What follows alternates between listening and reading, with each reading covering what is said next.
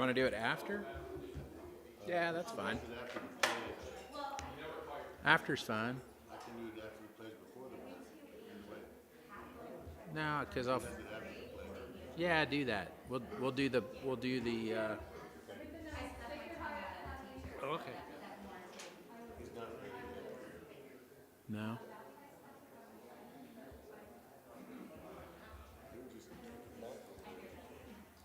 Right, Jen.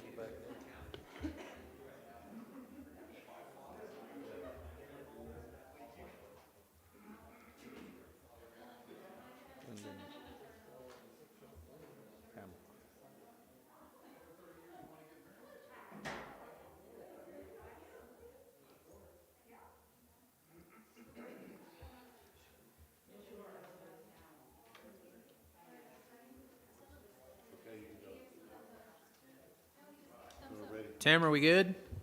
Michelle, are we good? All right. Well, then we'll call it to order. Roll call.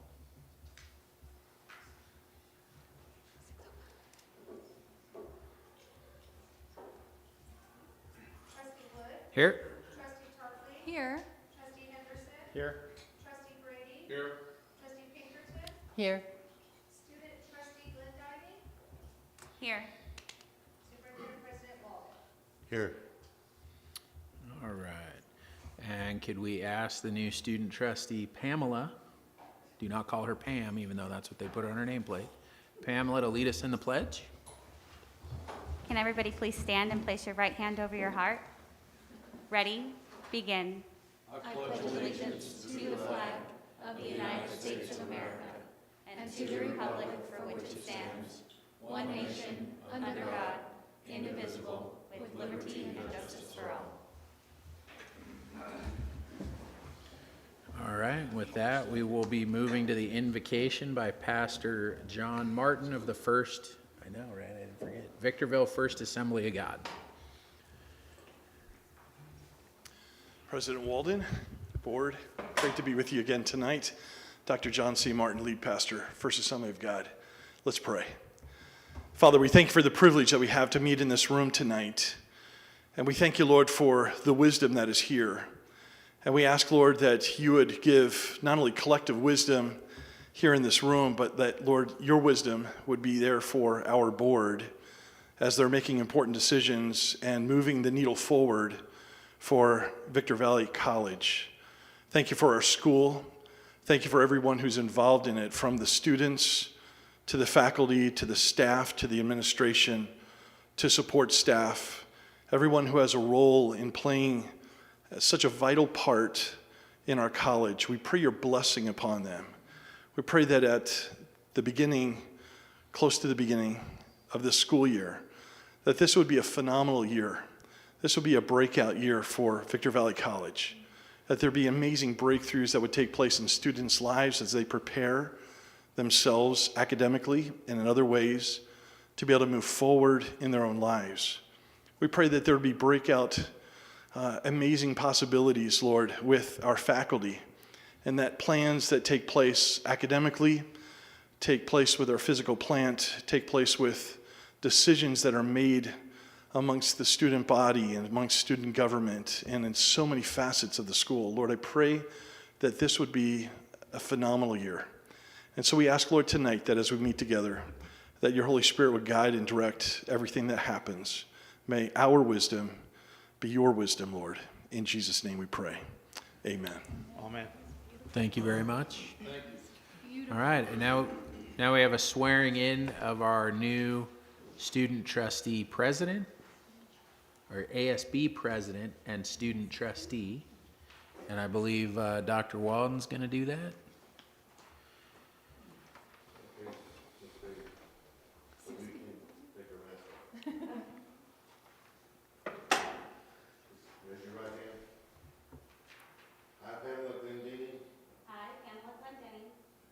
Having been appointed by my peers Have been appointed by my peers on September 24th, 2021, on September 24th, 2021, to serve as the Associated Student Body President to serve as the Associated Student Body President and Student Trustee and Student Trustee to the Board of Victor Valley Community College District,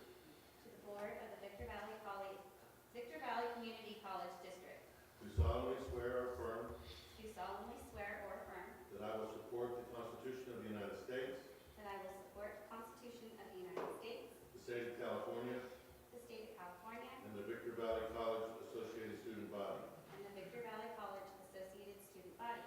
In addition, I will abide by the Victor Valley Community College District I will abide by the Victor Valley Community College District Board policies, Board policies, and I will faithfully discharge and I will faithfully discharge the duties of the office of student trustee the duties of the office of student trustee for Victor Valley Community College District for Victor Valley College Community District to the best of my ability.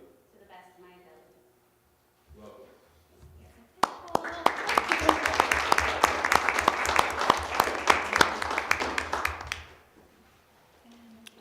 All right, I know it's probably a little bit of on the spot, but do you want to say a few words to everybody, introduce yourself, or do you want to wait for your report out? Yeah, I'll wait for my report out. All right. All right, so 3.5 will report out on closed session. There's nothing to report out. 3.6, anything deleted or corrected? Not from us. Nothing, okay. Any public comments out there, Michelle? You're blocking my thumbs up over there. There are no public comments to non-agenda items. Okay. And we'll go to item 5, progress on Board of Trustees goals. Tonight up is Pinkerton and Brady. Brady, right? Right. Right. You want to go first? Sure. I have goal 1, nurture a culture of diversity, equity, and inclusion. Agenda item 10.2, Board Resolution 2010, National Disabilities Employment Awareness Month. As educational institution, we hold broad responsibility for encouraging our students, faculty, staff, and citizens at large to recognize the accomplishments of our diverse American population. The month of October is recognized across the nation as National Disability Employment Awareness Month, a time to raise awareness about disability employment needs and celebrate the many and varied contributions of people with disabilities. And I can remember when I was 14 years old, the first time I protested. I protested to break the barriers, which was break down the curbs, because at that time there was no way for a wheelchair or somebody that had trouble to get up over the curb. So I was out there with my sign, break down the barriers, which they did finally. So that's kind of important to me. The next is agenda item 10.3, second read approval board policy 7100, commitment to diversity. Part of fulfilling goal 1 is to review and edit current policies in order to cultivate diversity, equity, and inclusion into the trustees' daily operations and the daily operations of the district. Agenda item 16.1, Contract Ed, Bureau of Prisons. Inclusion of all individuals, no matter their current circumstances, supports this goal. Studies conducted over the last 2 decades almost unanimously indicate that higher education in prison programs reduces recidivism and translates into reductions in crime, savings to taxpayers, and long-term contributions to the safety and well-being of communities to which formerly incarcerated people return. And that's it for me. All right. Joe? Well, after that, I got some of a short one. Mine is about creating stronger community relationships. And the first part of what I'm going to talk about is the tie to our agenda tonight. So under item 16.1, our contract with the Federal Bureau of Prisons, we're partnering with local federal prisons to support this goal and may improve our communities. Studies conducted over the last 2 decades almost unanimously indicate that higher education and prison programs reduces recidivism and translate into reductions in crime, savings to taxpayers, and long-term contributions to the safety and well-being of the communities for which formerly incarcerated people return, according to prisonstudiesproject.org. On somewhat of an exciting matter, on later on this month, October 28th to be exact, in this room up here, we will hold the first Dining with Dr. Dan or Lunch with Dr. Dan. We haven't quite figured out what the real acronym is going to be. We've identified 11 groups within the high desert of the Mojave River Valley over the last 2 months that we believe are important for expanding the college, expanding Dr. Walden's relationships with the business community. So, for instance, out of the 12 groups we had, like the residential real estate group, that's the second largest trade association on up here.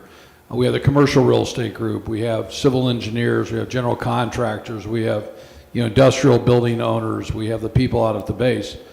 We had the media, and so we selected the media to really be the first ones to go. So on the list were 20 members of the media. They have all been personally called by me. My office was able to help and send out emails.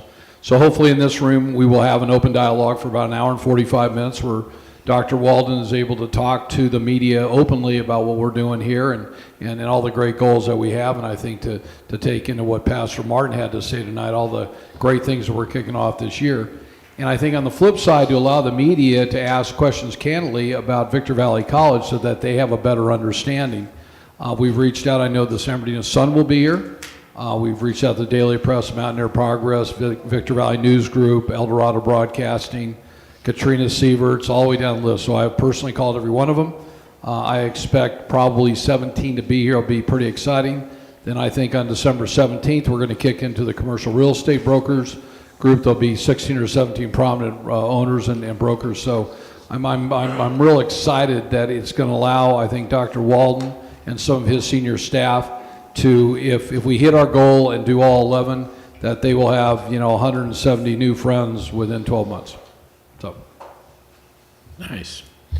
All right, before we And move we don't have to have 180 lunches to do that. Before we move on to the superintendent president reports, I just want to highlight that we are all showcasing. I think we all have them on. Dennis, you got yours on. We're all showcasing our new 60th anniversary VVC shirts that were sold to us or provided to us. I don't know, by the ASB. So the ASB will have them for sale. Thank you. I don't think we're having them for sale. They'll be given Not- out. Oh, they're giving them out. Brandon, you have to claim it on your tax return.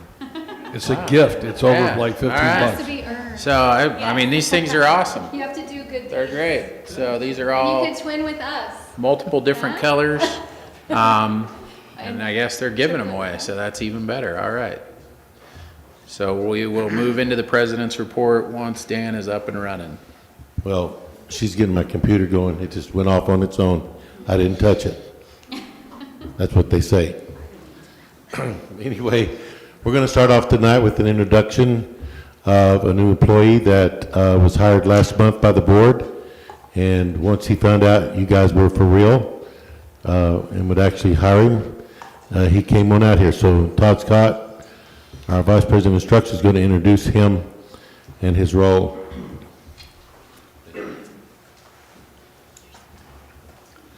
Well, come to find out, after a little bit of investigation, there's colleges all over the state teaching in our district to our students, and they're collecting FTEs out from under us.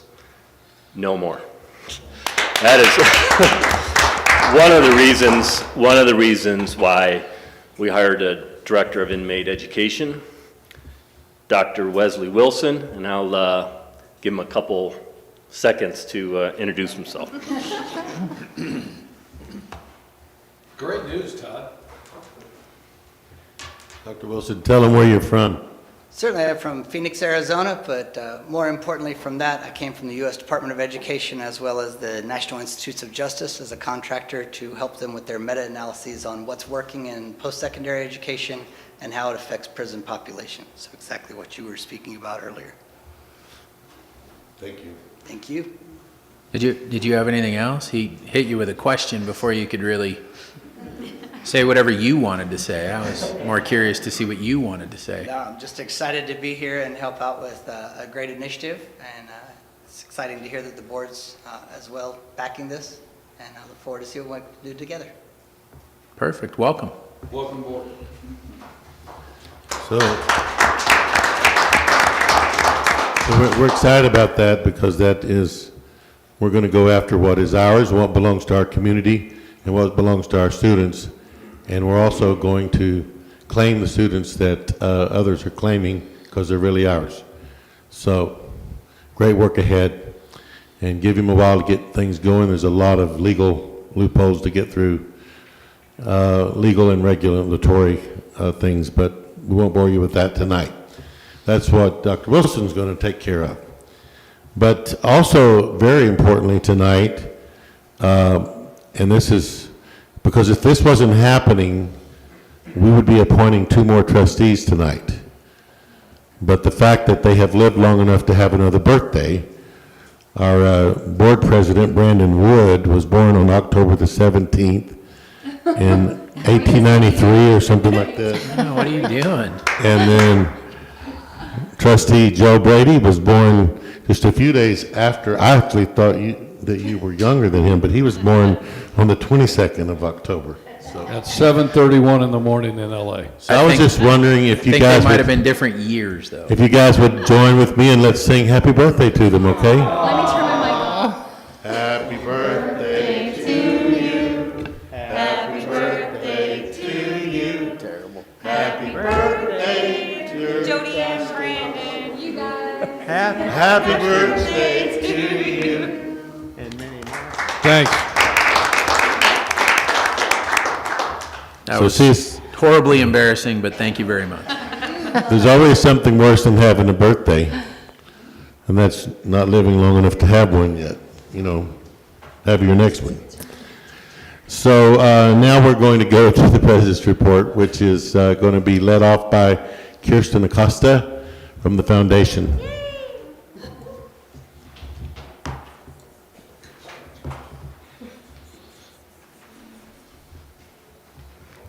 Thank you. Good evening, Superintendent Walden, Board of Trustees, and Student Trustee Glendinning. Congratulations. Thank you. And I'm waiting just on a PowerPoint, please.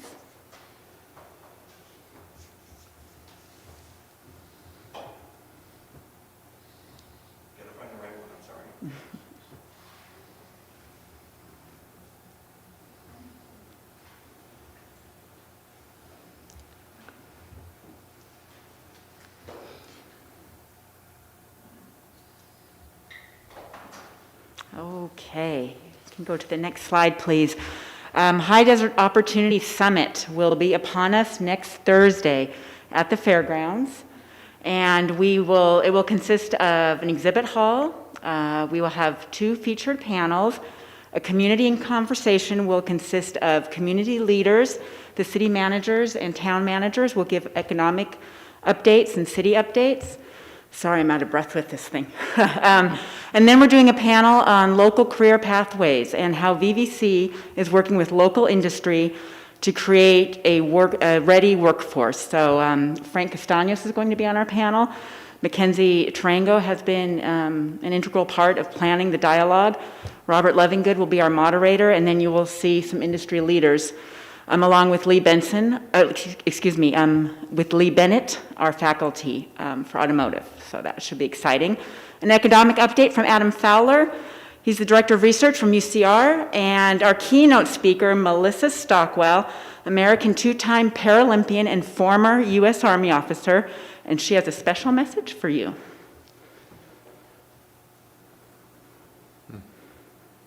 Oh, we need volume. Come on, Tim.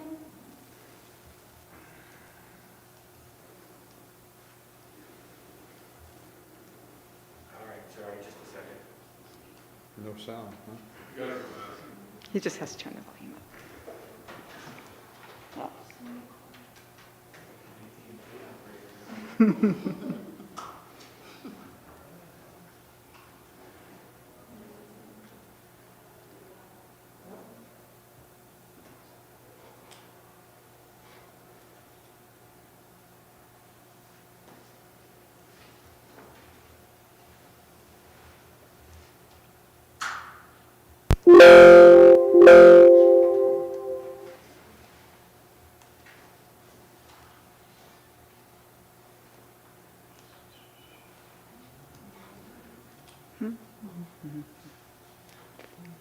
Jeopardy sample?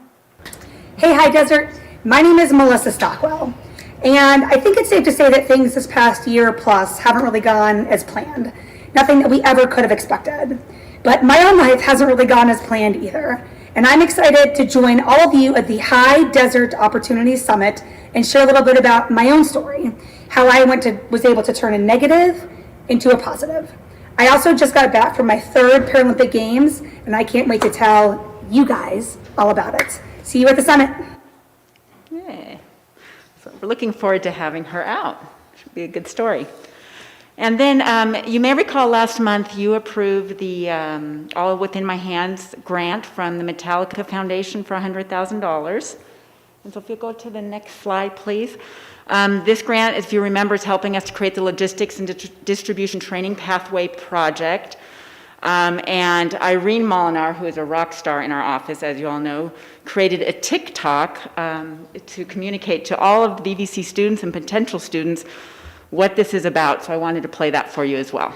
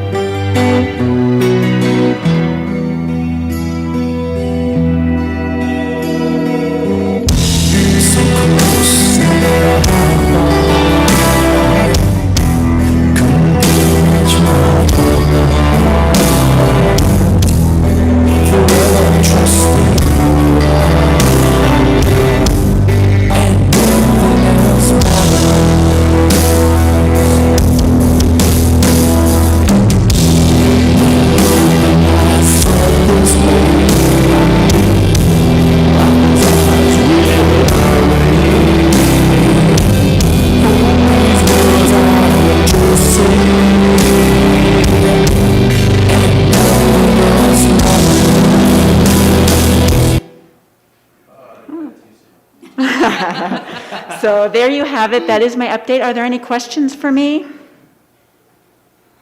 Oh, great. Thank you. Thank you. All right, I don't think we have a facilities update unless any of the board members have a question for John. Hearing none. So if you walk around the campus and you talk to employees in the offices, well, you're going to hear very often that there's a problem with the data. It just depends on which data, who's got it, what software it's in, which field it's in. And I asked, just for an example, I asked for a while back, we were in a meeting and I asked some people to come and I wanted some reports on our enrollment as we were coming into the fall. And there were 4 or 5 people that came into the room and I asked them for the report. Each one gave me a different number for the number of students that we had enrolled at the fall at that point. And they were at a spread of as far as 2,500. So I didn't know if we had 9,500 or 12,000 students, because that was the range. All going to some different source or something. Data governance, there should be only one source that you can rely on things. For example, another problem last year in fall of 20, our system reported to the state that we had 2 new students in all of fall 2020. Well, yes, enrollment was down, but not by that much. There was actually over 1,600 new students. So the problem is data gets uploaded to the state, then goes to the integrated, it's iPads, it's, help me out, Jeannie. Intersegmental post-secondary education data. Yeah, that's it. That's why you get paid the big bucks. You know, say it backwards. Anyway, and so it goes to iPads. Aspen doesn't look at our data. They don't look at the state's data. They look at iPads. And so the issue is we're not going to get to Aspen if we can get our data right, not just because they won't know what our real data is, but also because we don't know what it is and we can't make decisions. And so we've been trying and trying to work on it, and so what I did is since we had a contract, we were already on a contract with the Lucian, I asked them to send a team in to do a forensic study of our data issues and to look at three things. To look at our tools, that is the hardware and the software, to look at our resources, which, you know, is our human resources, and to look at our processes. And so they came in and they conducted this study, and they're going to share their findings with you tonight. And then we are also proposing a solution. So you're going to hear both of those tonight. There's nothing to vote on. This is tonight is a presentation and for you to ask questions to the authorities that are here tonight, the experts, I should say. And so the first one I'm going to introduce, and he can introduce his team, is Mike Ahlstrom. He is our general manager for Aleutian, and he for Victor Valley College, and lives in Colorado Springs. So thank you, Mike. Come on and introduce your team and give us your presentation. Thank you, Dr. Weldon. Good slides, Tim. Thank you, board. As Dr. Weldon said, my name is Mike Ahlstrom. I'm a general manager with Aleutian Managed Services. I support Yogesh Maramuthu and his team on campus. I support our Central Technology Services consultants, of which Brian Cochran is a member, one of the best colleague people I've ever met. And I'm here today, next slide please, to talk a bit about the findings from the colleague. Colleague is the administrative system, the student information system, in which all of your data resides, your central repository, the system of record, and the forensic analysis that Dr. Walden was talking about. And then following that, my colleague John Thomas, account executive, is going to describe an approach for modernizing that technology and the processes and supporting people with training. Next slide, Tim. So this starts for us with two things. The educational master plan that was completed late last year. The section, the pursuit of excellence, talks about digitalization, a connected enterprise, a connected campus. It talks about the need and desire to work smarter and not harder. And also, Dr. Walden was talking about the Aspen Prize. When I presented a few weeks back to the staff here at Victor Valley College, both of those things really resonated with me. I had spent the last prior 20 years before becoming a general manager with Aleutian. I was working with community colleges in Michigan, mostly at Muskegon Community College, and I had the pleasure of participating in the strategic planning process and in achieving the dream, which is a very similar goals to the Aspen Prize, improving retention and completion and equitable outcomes for low-income students and minority students. So in the wake of the educational master plan and intent to pursue the Aspen Prize, Dr. Weldon approached us with concerns about reporting that he described, institutional low confidence in the data, and low utilization, suspected low utilization of the colleague system, the processes in which the college is interacting with students to get them the services they need to get them onboarded and so on. And that's what led us to this forensic analysis. In the spring of 2021, late spring and summer, we met with basically all the departments that interact with those systems. We took the information from those interviews and combined it with some past business process analyses that we've done over the last many months prior, deeper dives with a few of the departments, and came up with the findings that we're going to share with you on the next slide. So first thing that sticks out is students are going to multiple interfaces to interact with a college and get information. And those interfaces don't have a real-time exchange of data. So they don't have a real-time experience. They have to go to one application to get registration and degree selection, and they're going to another application for payments.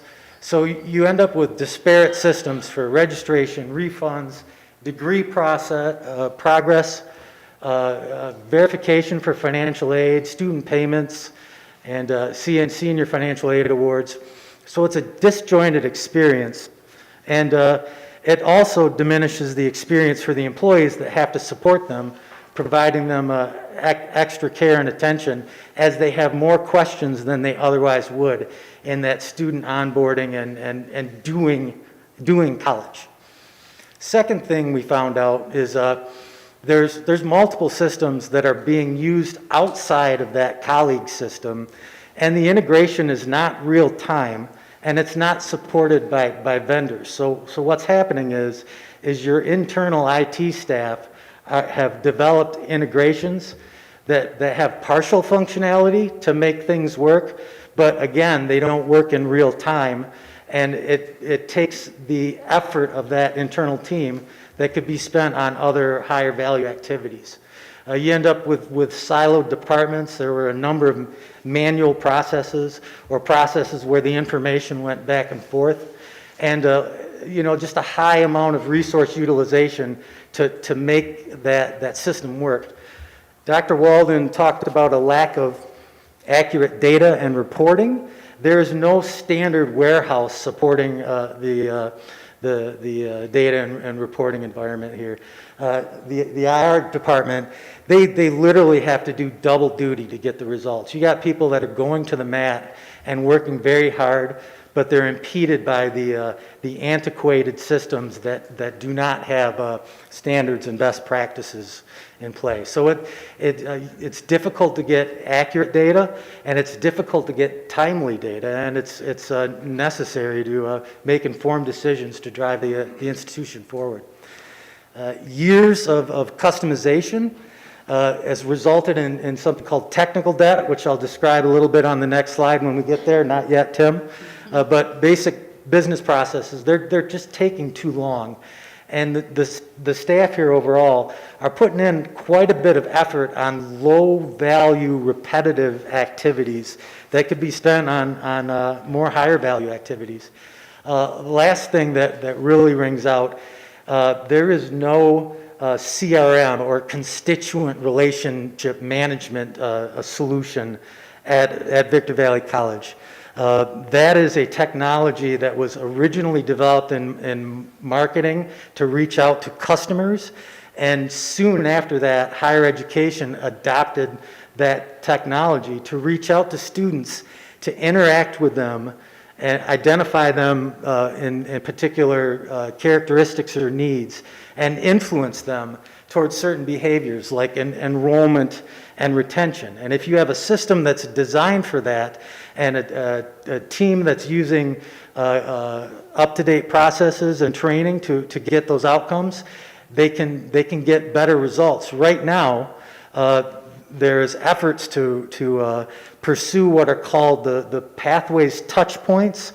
Those are a number of interactions that they plan for various progress with students here at Victor Valley College. But because there isn't a cohesive system to pursue that, the efforts don't scale well. They're disjointed, and when you have to build a new campaign, you're going back to the drawing board. Next slide.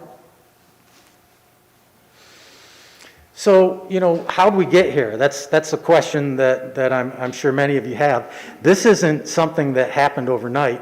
This happened over years of time. You have a systemic, multifaceted, complex environment that, as you have worked in that system, you've accrued what's called technical debt. Technical debt is not, it's an industry term. It's not limited to higher education. It's something that affects all businesses that use technology. You pursue workarounds to get an outcome that costs you less time or less money than it would to pursue that same solution in the baseline system. So maybe you have to reach a compliance for a new regulation, or you have a new student program, or you have to identify students differently. But those workarounds have a cumulative detrimental effect, because as the system itself, the baseline system, progresses and gets bug fixes and feature enhancements, and those are in the hundreds over the years, because there are teams of people developing that baseline system, the workarounds are left to be maintained by your internal staff. So it takes a level of effort that's cumulative as those workarounds accumulate. And the other root cause, you're dealing with a skill erosion issue, where you have people that they are promoted, or they make a lateral change from department to department, or they exit the organization. And there's a loss of knowledge when that happens. That always happens. But when you're dealing with these workarounds and customizations, there isn't a standard body of knowledge where you can train up people and get them moving ahead. It's more difficult to maintain the skill set on a customized system. Next slide. So a few data points behind what I'm telling you. We counted 42 integrations that your local MIS staff are needing to maintain. There are 1,014 custom processes in Colleague, and there are 1,296 custom fields in Colleague.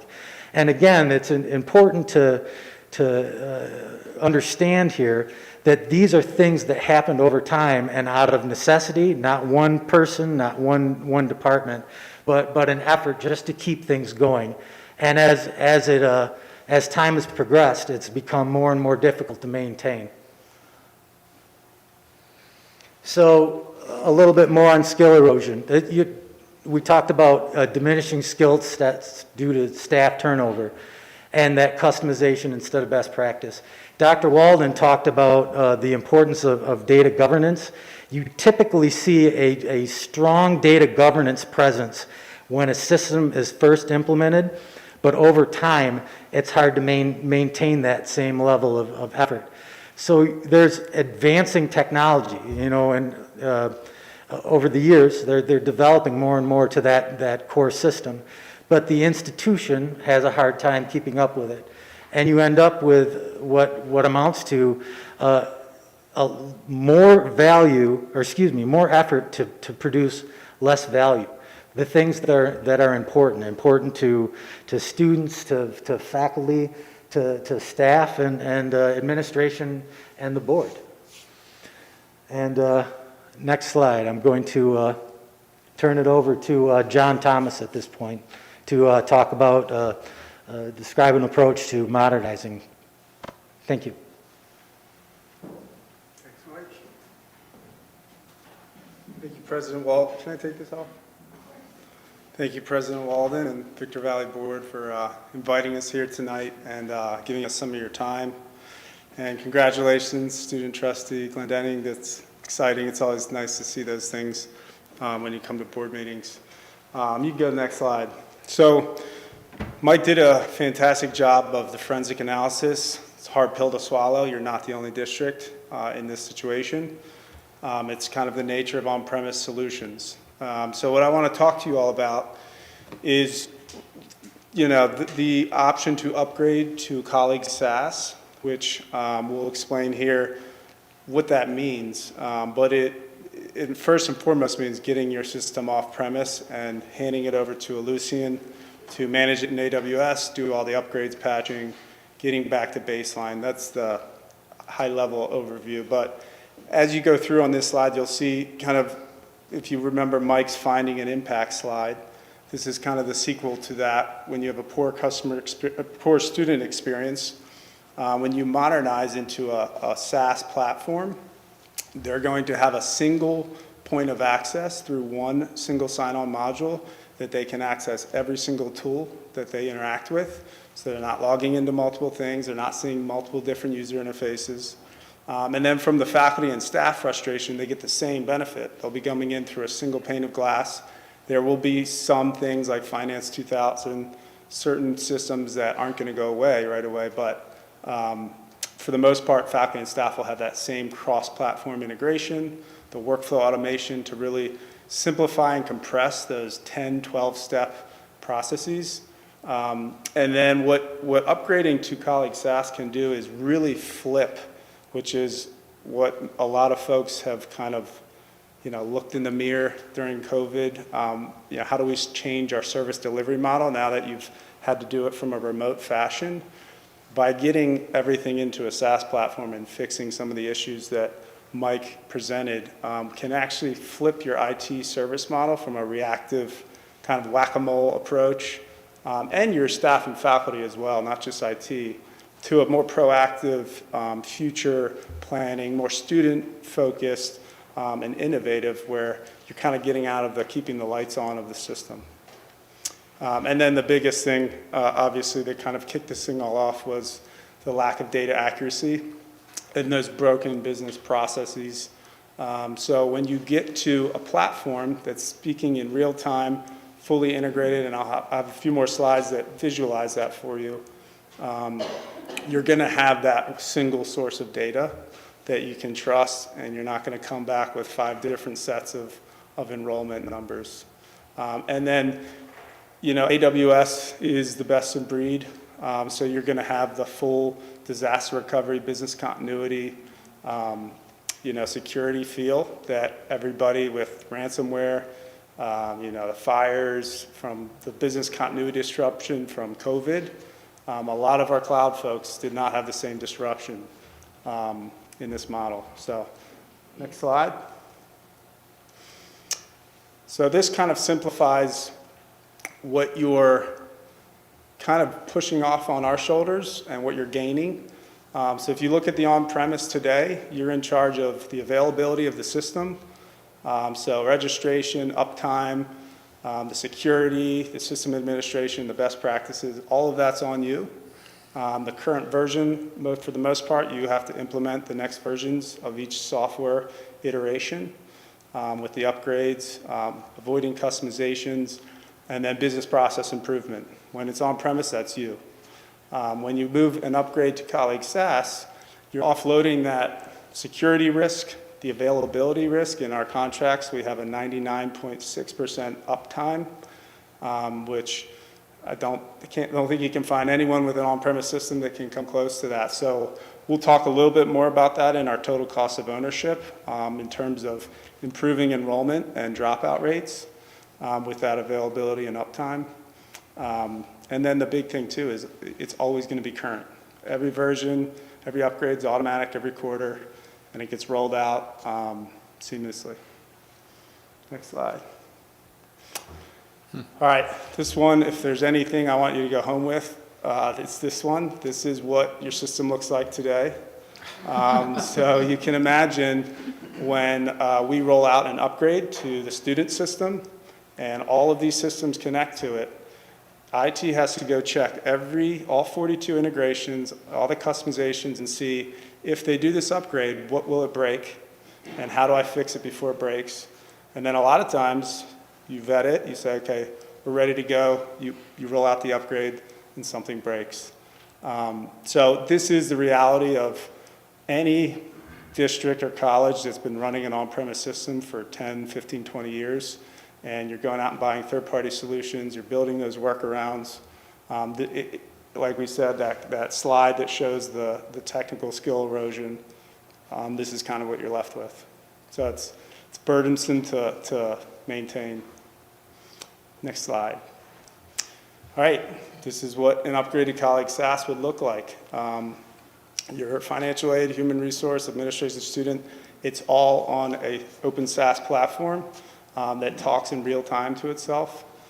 So this truly will be real-time data within the seconds, and no more checking if an upgrade is going to break something. maintaining customization. So the big thing with this is you're going to be peeling back those 1,000 customizations. And what we've worked with Dr. Walden and their team is to scope out, which customizations can we trash, which ones are critical, and how are we going to rebuild them in configuration. So there's customization when you're going into the code, and then configuration is when you're in a SaaS platform where you don't have access to the back-end code, but you can configure the software to accomplish your business processes. So that's already been done, and we've kind of scoped that out. Next slide.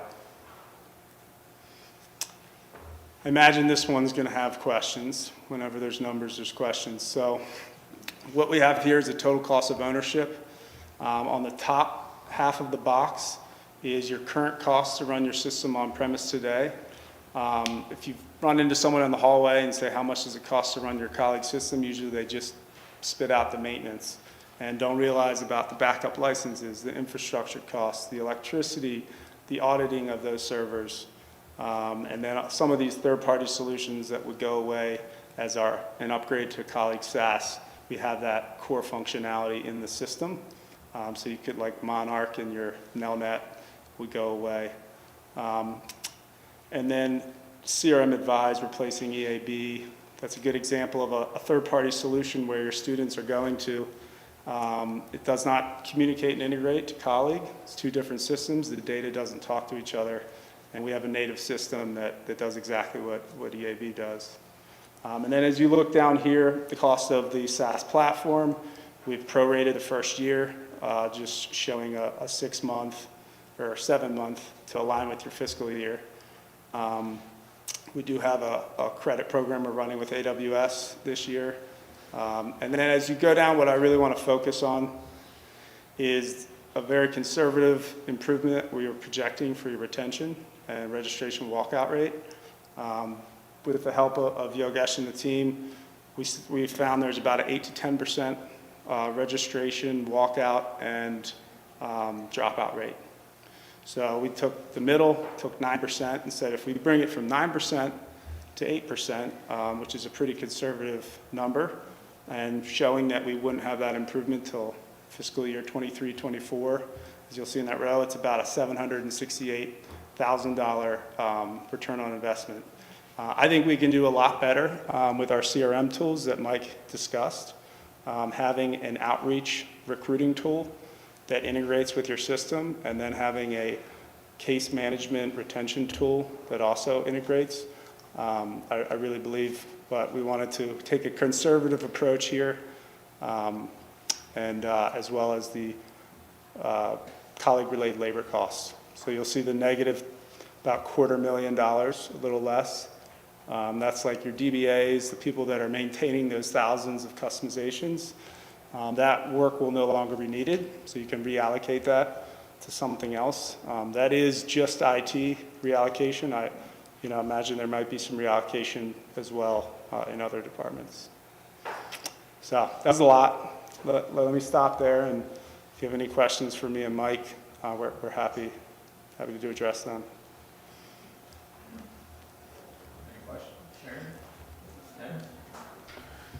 Joe? Jen, I was going to go that way and come back, but go ahead. I didn't get your name. Oh, I'm sorry, John Thomas. John Thomas. Thanks, So John. I'm the county executive that manages the overall partnership, and been working with Victor Valley for 4 years. It was probably about 6 months after I became a trustee in 2011 that we were having some computer issues, and I forced myself onto the president superintendent at the time and asked for a tour of where the computers are.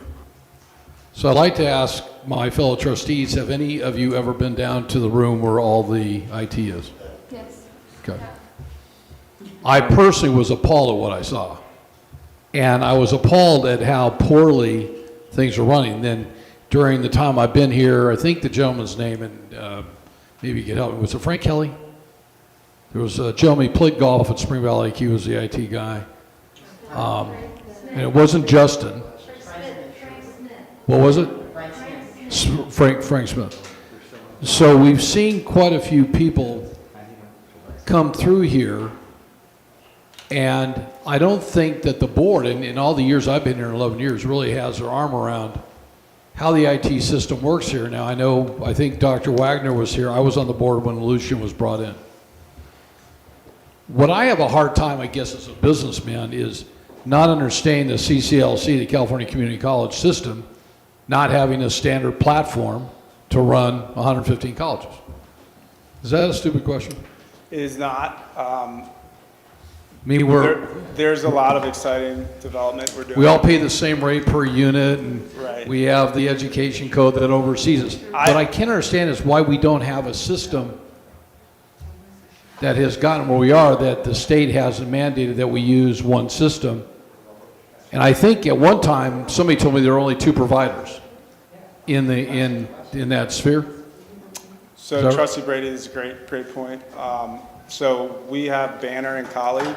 We have 30 colleague districts, 29 Banner, and then the rest are PeopleSoft. So we have 81% of the system. And I've been with Lucian for 6 years. I've heard before my time that there has been attempts at a system-wide ERP. We are in the works with Chancellor's Office. I don't want to say anything on record that could be misunderstood, but I'm happy to discuss with you off the record that making a lot of progress, and we are attempting to have a system-wide where you have Colleague and Banner, and fixing a lot of things like MIS, CCC Apply, so we can streamline and build that from the system level to alleviate. And the vehicle that we're leading that front with is SAS, Colleague SAS and Banner SAS. So with this proposal, and candidly, I'd like to, and I appreciate Dr. Walden and his team bringing this forward. I can't read that. Okay, I'm not going to look over my back. So I'd like to have a hard printout, and maybe if you could, elaborate in writing what this issue is and phonics it out, because I believe it's pretty serious. We can give you, we'll provide for you the whole PowerPoint that has this, and we can print it out for you as well if you need to. Yeah, but this is a complicated deal. I mean, I'm not going to be sold on this in a 15-minute presentation. And I would tell your friend, is it Mike?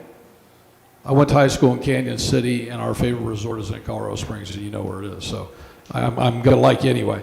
But this is a big investment, and I've heard about this problem for so long that I am really concerned. I know soon after Dr. Walden got here, and Dr. Walden, correct me if I was wrong, there were some issues with the company itself, right? So you're referring to the managed services? Correct. So we changed out that leadership right after I got here. But the data problems have just persisted and just really stopped us in our tracks in some ways. But that was more of the managed, had a labor side to it, not the software. Okay. I understand CRMs. I have owned 3 companies at one time, so I understand how important this is. I understand that things are changing all the time. On one of your graphs, you talked about when you showed the, moving it off-site.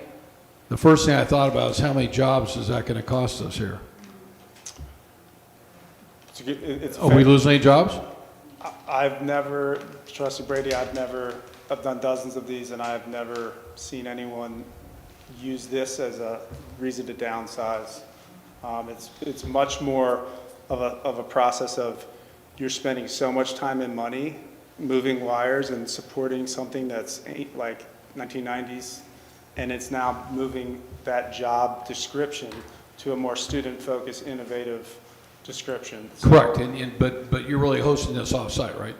Oh, yes, through AWS. Okay, so where are the people that would have been on-site here, where are they going to go? Are you asking about Our employees. Your employees? Yeah. Well, there still has to be IT. I mean, the fact you're just getting out of the upgrading, patching, maintaining the system, and then the hardware piece is more of a security and cost avoidance. Do you or Mike want to take care of this? Sure, yeah.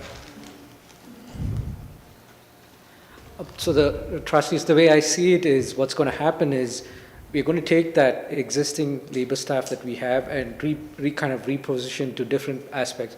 So what they become is more functional experts. So they kind of help our existing staff with other things like reporting. Right now what we're doing is we're just running around fixing things. So we'd be able to spend more time focusing and helping our other staff with their duties. Understand. And I remember when we went from the prior user, who was the prior company to Illusion that we had? We didn't. It was in-house. It was No. Datatel. Was it all in-house? You had your management service, so there's two parts of the company going on here. Mike works on the managed services side of the house. He's not involved in sales at all. They're the people that came out with the analysis.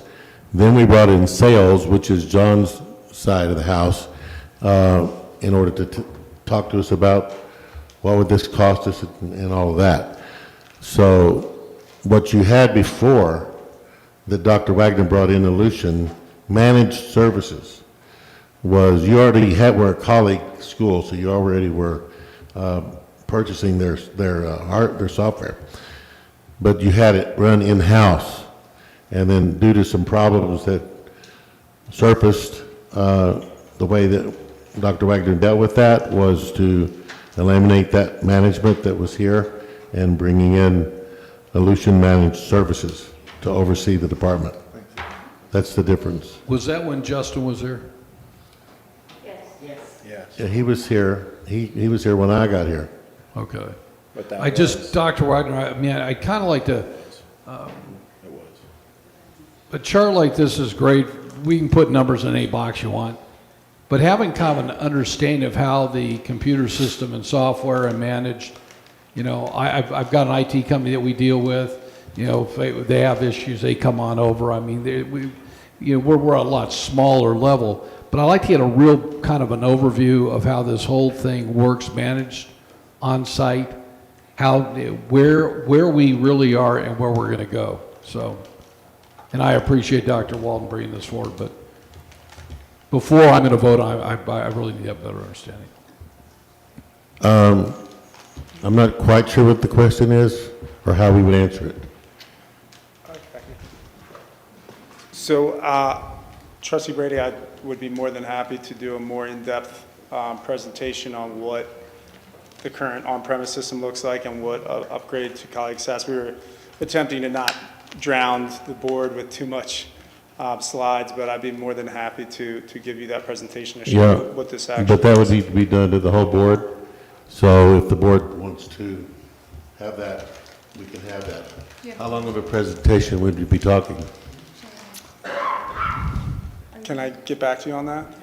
You Yeah. let me know what the time constraints are and we can make it work. Yeah. The idea of today was really to show you, and I applaud Dr. Walden, the way he approached this was before I make any decisions and look at what an upgrade would look like and my options, I want a full forensic analysis.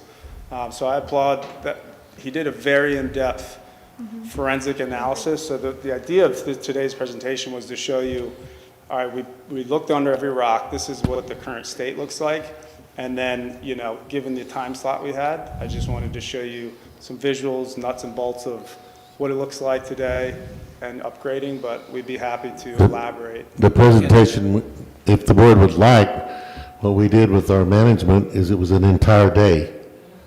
So you would take an entire day if you want to get into all the details and understand everything. I mean, I said entire day, it was from 9 to 3. Yeah, So- it's very hard to. Doc, you know, I would say this. To make a decision on behalf of the board and our students and our employees, I'll take whatever time that I have to.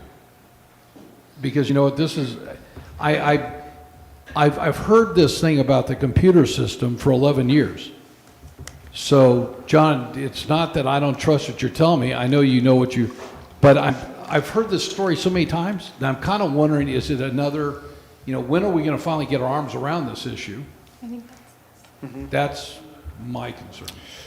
it's valid, Trustee Brady. And I will say that my 4 years here, when I was working with Kevin Leahy and some of the folks before here, a lot of the solutions that were brought forward were throwing tons of dollars, millions of dollars at consulting to unwind customizations and manually bring you back to baseline. What we're proposing, what's different about this is we're saying that's too painful. People are going to hold on to everything with a really strong grasp. So what we're doing is we're removing the ability. We're going to re-implement, well, that's the wrong word. You're going to upgrade your current system and data to a SaaS model where you have no access to customization, so that you're kind of taking away that temptation to live in the past. I get it. So that's the main So difference. the major point, yeah, let me just you said it, but I would say it in language that I would say it. Right now, we have a mess, and it's because of all the customizations, and the college got away from baseline. Baseline is that the software is a certain thing, and then you start trying to change it by adding other third-party things into it. And so we're into, as you saw, over 1,000 of them. And having just done this at a previous institution, much larger, we made a decision as a district, we weren't going to do customization. We were only going to do baseline. And which means the employees of the college have to adjust their processes to fit the software, and just trying to make the software fit the various favorite little tricks that everybody likes. And I didn't like everything. I was the vice president of academic affairs. We had to change some things. I didn't like the changes. We pushed back, but the district said, look, we're not going to do that. We're going to just have baseline. And so now they can configure, but there's a difference between configuration and customization. And you brought it up in your presentation. So what needs to happen here, in my opinion, is the college needs to upgrade to what you're going to do anyway, because I promise you in 2, 3, 4, 5 years, everybody's going to be in the cloud, which is what this is. And just there, the customizations don't happen, because everything gets taken care of at that level, and then you develop your processes to fit that, and just don't go back down that road of customization. Doctor, maybe I could make this real simple. If we want to win the Aspen Award, our college has to have the best technology of any community college in the country. I'm trying to get an understanding of our technology. And I can sit here and tell the public and tell you and the board, I don't understand it. Because when I went and saw what I saw 6 months into this, it was a mess, and I've heard nothing but excuses ever since. So I'm trying to get my arm around the whole big picture to see where this thing fits. And then I'll obviously support it. I think Sharon had something she wanted to add. Oh, I just wanted to know how much would we have to spend up front for this service? It's a little cut off, so I'm not sure. Yeah, It's hard to see. yes. So John Nolan and Dr. Walden definitely wanted to show this slide. We should have printed it out. That's my fault. We'll get you a copy, I promise. I can't see with glasses. So what this is basically the top line, the top pink line up there tells you, if we stay with what we have, what the cost will be over the next 5 years. Okay, it's 813,000. The next year it'll be 990, then $1 million, then $1.7 million, then 1.1 million over there at the end. Total over those 5 years is $5,011,600 and something. If you come to the bottom down here, the total cost of ownership, yeah, up over there, Joe, he pulled it down for you. He rolled this one down for you if you want to look at it. So, but Sharon was asking, so I'm pointing it out to her. So the bottom line, Sharon, is the first year is $2,037,000. The next year it goes down to 1.1, and then you are at $287,326,000. So the total cost over time is $4 million. So the moving to colleague SaaS saves the college over 5 years $1 million. So that's why I had them do the total cost of ownership. I wanted to know myself. And then, of course, we wanted the board to know. So that's what that slide is about. And well said, Dr. Walden, and to Trustee Pinkerton, the upfront cost is at 1.2 million. You'll see the colleague SaaS migration, process modernization, and training. That's something that we, over many, many meetings, scoped out, looked at all your customizations, got a report, scanned them, and what it will cost to upgrade you to colleague SaaS, take the customizations that are important and rebuild them and roll them out in configuration. So that's the capital expenditure, the 1.2 million. So what John has not mentioned is they've been working with colleges across the country since the colleges were given the HERF funds, the COVID funds. If you stay on the top line, the COVID funds, the HERF funds, don't give you anything for status quo, for staying there. If you're willing to upgrade to improve services to students, they've already given us the language that different colleges around the nation have used to get the government to approve HERF funds for this. This is what we think we would be able to do, at least through those first 2 years, and then we'd only be picking up the last 3, which, as you can see, would actually save us money. So if we're allowed to use the HERF funds, possibly for the whole 4 million, if not, most definitely for the 3.1 that's in the first 2 years, then that's money the college, we have to spend anyway on something, and that's something that is legal to do. If you do an upgrade right now during this COVID crisis. I'm all about saving. I'm all about leveraging off somebody else's money. I'm all about understanding the bigger picture, though. Yeah, I understand that. I was just telling you the finances. No, I mean, you can't beat saving $1 million. You can't beat using $3 million of, federal money to go do this. I think, Doc, at the end of the day, I like to get an understanding. I think the board should have an understanding of what does it cost for us technology-wise? Where are we at? Are we in the 21st century? And what do we need to do in order to be sure that we get to where we want to get if we want to win that Aspen Award? I mean, I think that they're clearly telling us we're not in the 21st Oh, no, century, totally. right? Okay. But I get a feeling this is only one piece of 3 or 4 pieces. So there's probably some things I'm not saying that I think I probably understand that I'd like to get an overview from. Well, in regard, I get what you're saying. I'm not even addressing that part, because if that's what you guys want, we'll give it to you. They will give it to you, because I don't have all that knowledge, but I'm not a techie. But I will tell you this, I don't think there's a chance at all that the college could make the decisions it needs to make with our current data in regard to reaching the Aspen Prize. For one thing, our employees cannot perform at a level where they can really take care of students, because they're running around chasing things, chasing data that's wrong, that's not right, fixing things that are broken, trying to do workarounds, and we're not getting good use of our employees to be an excellent institution.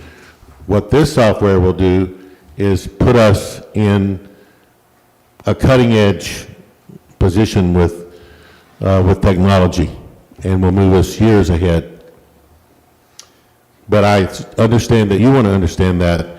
I've already been through, like I've seen this presentation several times and been through an entire day and then another several hours and with other groups. So I've seen more of it than, I didn't know how much the board would want to see, so I asked them to keep it short, but there is much longer presentation. So maybe, Well, I have a question first. I was waiting patiently, sorry. Go ahead. I let Sharon go. Okay. There are certain, so I noticed that it said human resources and like finance, the finance department, so that would be like accounts payable, whatnot. And forgive me, maybe you can answer for me, Monica, are we using Financial 2000 for our personnel software and that kind of thing? Yes. Yeah, so we use Financial 2000, which is from San Bernardino County Superintendent of Schools. Does this system integrate with that system? Great question, Trustee Tarpley. So what we're going to do, so since you are fiscally dependent on San Bernardino system, Correct. We're going to bring in the data and stand up the pieces of HR and payroll that are needed for reporting purposes. but they will still function out of Finance 2000. So in other words, unless the district becomes fiscally independent from the county, Right. I which understand. is something I am exploring, but it takes a while. Ooh, For it one has a thing, it lot of takes a thinking. complete internal audit department. That's one thing you have to have. I don't think you're the only one that's ever thought about this in our county. Yeah, so, We're gonna get all this fragmented information. but until that day comes that we're fiscally independent from the county, we will have to use Financial 2000 because that's all the county uses. Right, So because they wrote it. what they're going to do is they're going to be able to take that information and put it in colleague SAS, so our employees in reporting and and doing what they need to do with the data will have what's in Financial 2000 in colleague. Right. But we're not going to be able to get rid of Finance 2000 Oh, no, right now. yeah, I wasn't expecting that as. And for those of you that don't know, Finance 2000 is basically how we pay the bills around here. And the people. You pay the bills. Well, the and bills and being the people, like, Well, and the bills, and the bills. and the light bills bill. and the people bills and all the, it's exactly what it is, it's financial. So all the financial stuff has to go through the county. Is that our primary source of personnel management, like personnel data management as well? Is Epics? The Financial 2000? Uh-huh, okay. But we do double entry right now with colleagues for some. Oh, really? Yeah, so this will help a lot. Okay, so in the K-12 world, which is what I understand, they recently upgraded to what's called CalSAS, which is for all the credential reporting. So we have CBEDS reporting, which reports to the state, and then the CalSAS is our new, and it talks to CTC, which is the California Teacher Commission, and then it talks to the California Department of Ed. So it's like this three-tier, it's a triangle, and it really did centralize, everything. It made it a lot easier. My counter question, we talked about like Joe, Trustee Brady, apologies, spoke about like a statewide system. Would colleague SAS or a SAS similar system be the format? Do you see what I'm saying? Like, would that be the direction that we're heading? Absolutely, it's a great question. Okay. This is the format.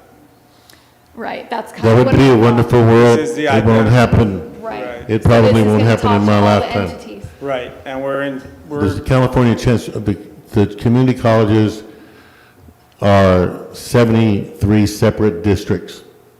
Well, if with the K-12 73 can do boards. it, I It's think di- the community colleges can do it. Yeah, there's a much more hierarchical, you do what we tell you in K-12. It doesn't work like that in community colleges. Maybe we can. Yeah, but Doc, we have to live by the education code that everybody, they all live by But that there's a same whole fucking thing. other section for us than there is for them. That's true. That is very true. So the ed code and Title V. It's almost all like different. you run it by convenience of how you kind of how they're running Washington these days. Well, that's why right now, there are COVID rules that apply to K-12 and not to higher ed. It's two separate entities, and that is what it The is. COVID rules It's are- also separate rules for, criteria for basing your people that are allowed to be professors and those that are allowed to be teachers. It's two separate entities. It's just different. It's apples and oranges, not apples and apples. So, and that's fine. And I don't think I would want to push for the state to be dictating what it I was don't that we think have that to they're do. dictating. What they're doing is making a more efficient system, and it's integrated. So everybody's doing the same thing. So all the data matches. It's like the dashboard. Typically, when the whole purpose. when the government makes things more efficient, it becomes much Well, less efficient. that might be personal commentary. I can just tell you that the CEOs are not even having this conversation. That's interesting. Right, Anyway, and that's we're- the dashboard, though, right? We're all integrated into that dashboard, correct? What do you mean? Like the dashboard. We just where- send our MIS data up there. I'm sorry. We send our MIS data up there. Right, but every college does, correct? Yeah, you have to. You have to send it up there, and you You got have to do to. output. That's what I'm saying. You have to. Chip in. Eventually, it could be the CalSAS. It'll be you have He had to. something to add So there. I may be able to paint a picture. So right now, we get the state gets 114 different variations of MIS reports from every Oh, okay. district. Everyone's a snowflake. They all pull their data differently. Did you use So- that term purposely? Hey, Mike, can you speak up? It's the pink shirt. Sure. My wife says I have selective hearing, and I do. No. And I do. No I worries, just- trustee I Brady. just couldn't hear what you said about snowflakes or something. Did I just Huh? shoot myself in the foot? Snowflake. So Don't start that. what I'm trying to say is, what we're talking about with the Chancellor and Newsom's office is, we did a poll, and the three biggest pain points for every district is MIS reporting and data, CCC apply, and transferring transcripts for your colleges. So us as the biggest vendor that supports 80% of the system, we can't solve these in 114 different ways. Colleague SAS gives us the ability, if everyone goes to baseline, we can solve these problems like that. But if everyone's on their own system, we can't have 114 different solves for, so that's the big picture of Colleague SAS. So the whole system should be going in this direction. I've already worked with half a dozen districts that are already in this direction, a couple that are going this year, hopefully you all. So I would say you're in the late majority that's heading in the way that the system's going. If that makes Well, sense. and if you said you have 81% of the market share in the state of California, so if things change, I mean, then you'll be Ahead of it. you'll be the first company to be changing in the way that they want it changed, I presume. And because of this platform online, that'll all happen at your end and not here on campus. It'll happen at your end. Right. You'll just take care of it, and then, am I correct about that? That's correct. So if in a hypothetical scenario, if we win a statewide system and everyone's on Colleague and Banner SAS, all of the system's data would be secure in AWS, and the MIS reports would be very easily distributed in Standardized. one lump standardized reports to the government. Right. I feel like I have a pretty good handle on what you've presented here tonight. It makes sense to me. I understand completely the difference between maintaining a system here on our property versus going off-site. If a hard drive crashes, that's your problem, right? You know, if you've got a server crash, that's your problem. You better have had it backed up, and you better be able to unsnap that one out of the rack and snap a new one in and transfer everything quick and get it back up online. That's all your problem. That's not people having to wake up out of bed here in the high desert and come to campus and start trying to fix computers. That's a problem that's going to go from being at our site to your site. And then, I mean, I totally understand it because I've gone through stuff like this. We're pretty much running probably 80% of everything that we do in my business. We run cloud-based. And then there's, you don't have hard drives full of data laying around that you've got to figure out how are we going to lock these up, how are we going to, all the old backups, where are we going to keep them, where are we going to store them, all that stuff goes away. You push it, and then it becomes your service provider's problem, and you have to pay for that, but we used to pay for hard drives. We would go to Costco or go to Staples or Best Buy and buy hard drives. Right. And now we've got all these hard drives laying around. So now we just pay a monthly fee. It's all their problem. They guarantee that nothing will be lost. There'll be no data loss, and there you go. It's so I fully understand this. I see the savings. I guess what I would say is I'm fully willing to have a special board meeting, because I'm sure not everybody here wants to sit through it again that's already sat through a multi-hour presentation. So I think we need to do it as a special board meeting if we're going to do it. I found your presentation to be very clear. I'm confused at what Trustee Brady wants above and beyond this. Maybe you understand what he wants. But I would ask that if we're going to schedule a special board meeting and we're all going to come in here for hours for a long presentation, what I do not want is to get to the end of 3 or 4 or 5 hours of you presenting and then have one of the trustees up here say, I still don't understand, or that's not what I wanted to hear, or what I wanted to know was this over here, this thing that you missed. I don't want to be in that spot. So anybody up here who wants more information and more of a presentation, I'm proposing that if everybody wants that we do it as a special board meeting. We'll set it at your convenience. But that everybody be clear about what information they're confused about, what they don't understand, and what they want to know, because I certainly do not want to sit in this room, no offense to you, but with you. Yeah, no. Not because I don't like you, but Yeah. because I don't want to sit here for 3 hours and go into a much more in-depth, detailed report to what to me is very clear and very easy to understand. This is the way the world is going. This is the way everything's going. This is the way software is going. You don't walk into Fry's Electronics and buy Microsoft Office on a stack of CDs anymore. You go online and, yeah, they are. Las Vegas, still open. The one in Vegas is still open.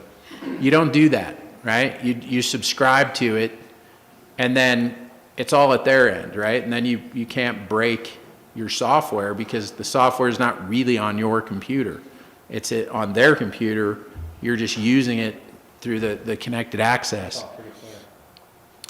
This all makes perfect sense to me. I have no additional questions. This is not on the agenda tonight to vote. This is just informational. But I have enough information to move forward. This is the way things are going, and this is the way things are going to be. And with being able to use the HERF funds, if we can work it out so that we can cover 5 years with the HERF funds, then that entire bottom line becomes free, essentially, because it's money that we can only use for limited things. That entire bottom line becomes free at $4 million, or we can stick with what we have now and we can pay out of pocket $5 million. So in my mind, this is a no-brainer. Now's the time to go. Go while we can use limited funds, get it done and get the move on, right? And let's not mess around with this. That's the position that I'm in. But I respect the fact that other people may have more questions, want more information. I just want it made very clear from whoever wants that information that they make it clear to whoever in the audience is going to provide it exactly what they want, because I do not want to get to the end of a 3-4 hour meeting and then have it be said like, well, I don't understand it, I don't get it, that's not what I wanted. So maybe in lieu of a meeting and the full management presentation, is there something that can be emailed that would suffice in lieu of a meeting? Could I ask? I think to clarify, President Brandon, I agree with everything you said. I mean, this is like the biggest no-brainer known to man. I guess I'm not really clear. No, I'd like to get an overview of all of our technology, or if what you're saying, this takes care of all of our technology, our enrollment, our finances, our personnel, and we never have to have this conversation again. You got my vote. Is this going to take care of every bit of our computer technology we have on this Well, I campus? don't think it's like computers. I think this is No. software. It's a good question, Trustee Brady, and I appreciate the words, Chair Wood. So this is, as he mentioned, this is a subscription-based like Spotify for, don't hold my feet to the fire, 85% of what you do from a student information system and ERP system. But things like Finance 2000, there is nothing we can do until you're So, fully independent. to be clear, though, we all know Finance 2000, we don't have a choice. Okay, if we did, we'd be out of it yesterday. But if I understand this correctly, to the question that Trustee Brady just asked, this is everything. There isn't anything else. We would have this, and we would have to deal with Finance 2000. But we don't have anything else sitting But around. this isn't like computers, physical No. computers. No, That's no, what no, I'm no, trying no. to I get know it's not across. about So he No, said it is. 100% of Hold on. computer technology. I'm Pause. clarifying. It is actually physical computers. It's not the physical computers at people's desks. The servers. But it's that room full of servers Sure, that are sure. here on this campus now that are really doing the load. All the computers on desks are essentially Yeah, no, terminals so of old. it doesn't handle, and I don't think Trustee Brady even thought that it would, it's not going to handle our laptops and our No. That wasn't what you were talking about. Well, you But said the- 100% what's talk, what, computer, so that's why I said that. it's the server room, okay, that you walk through. That, for all essential purposes, goes away. There will be some little something in there, but it's whatever this needs to make it happen. But this is the whole thing. So this is our software. And getting rid of all those circles you saw with the lines drawn. And by the way, they didn't have all 43 of them in there. I don't know if you counted circles, but there's a lot more than that. I thank you, Dr. Walden, and I will just add it's not like a server farm that Ellucian runs. This is AWS. Sorry. I mean, this is AWS Amazon server farm in Oregon, and if Oregon falls in the ocean, it goes to Virginia, and then it goes to Texas. So it's the safest subscription model. It's called in the cloud, even though it's Yes. not really in the cloud. And the one thing I want to ask, I really appreciate you guys have given me a lot of time. I really respect, this is a big decision. I'm not going to, pretend it's not. To do this is a big institutional change. It is a leap into the 21st century. However, I would like to clarify, because what you are asking is, I believe what we thought we were doing today. We were trying to show you what it looks like under the hood today with all those customizations. We can elaborate on what colleague SaaS looks like, but I do fear that a 5-hour demo of our solution may be like kind of a waste of time. Or I think that the 5-hour was kind of a dramatic statement, candidly. I think there was, Well, the you challenge said- is that I get it. there's a trustee. 9 to 3, right? I'm not sitting up here, as a That was trustee, We did go 9 to 3. He said 9 to 3, that's 6 hours. Well, 1 hour was lunch. Oh, 5 hours again. Mike, as a trustee, I'm not up here to rubber stamp. Okay? We're elected to ask questions. I know sometimes the questions that I've asked have turned into, I asked questions in December, January, February of this last year over solar, and 2 months ago, Dr. Walden got a phone call from somebody, and part of what was being pushed, I think, helped answer that question. So I'm not going to back down from asking questions and the innuendos behind it. I understand technology. I have to write the checks where I'm at. But asking questions here, I think, is part of what I need to do to have a good understanding. There have been times, I think, that we, as trustees, not necessarily rubber stamp, but we don't necessarily understand as well. And I think this is a huge investment into the future. I want to be sure we're making the right investment. it's completely understandable, Yeah. Trustee Brady. I don't want to seem like I'm at odds with you, Joe, because I'm not, and I support that, but I also lived through the solar issue where, if you have questions, I'm just saying, I'm totally fine with you having questions, but ask your questions, because what you put forward a few minutes ago about, I have more questions, how do you answer the question of, I have more questions?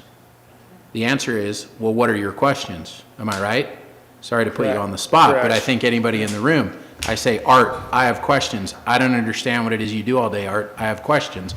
You say, okay, what are your questions? So I'm just saying, if we're going to do anything, an hour long, a 15-minute long, a 4-hour long, whatever, if we're going to come back, I'm totally fine with that, but I want everybody's questions made very clear to this gentleman, this gentleman, this gentleman, whoever, so that when they come back, they can come with answers to the questions. Because what I've lived through is a question, and then that's not really the answer I was looking for, another question.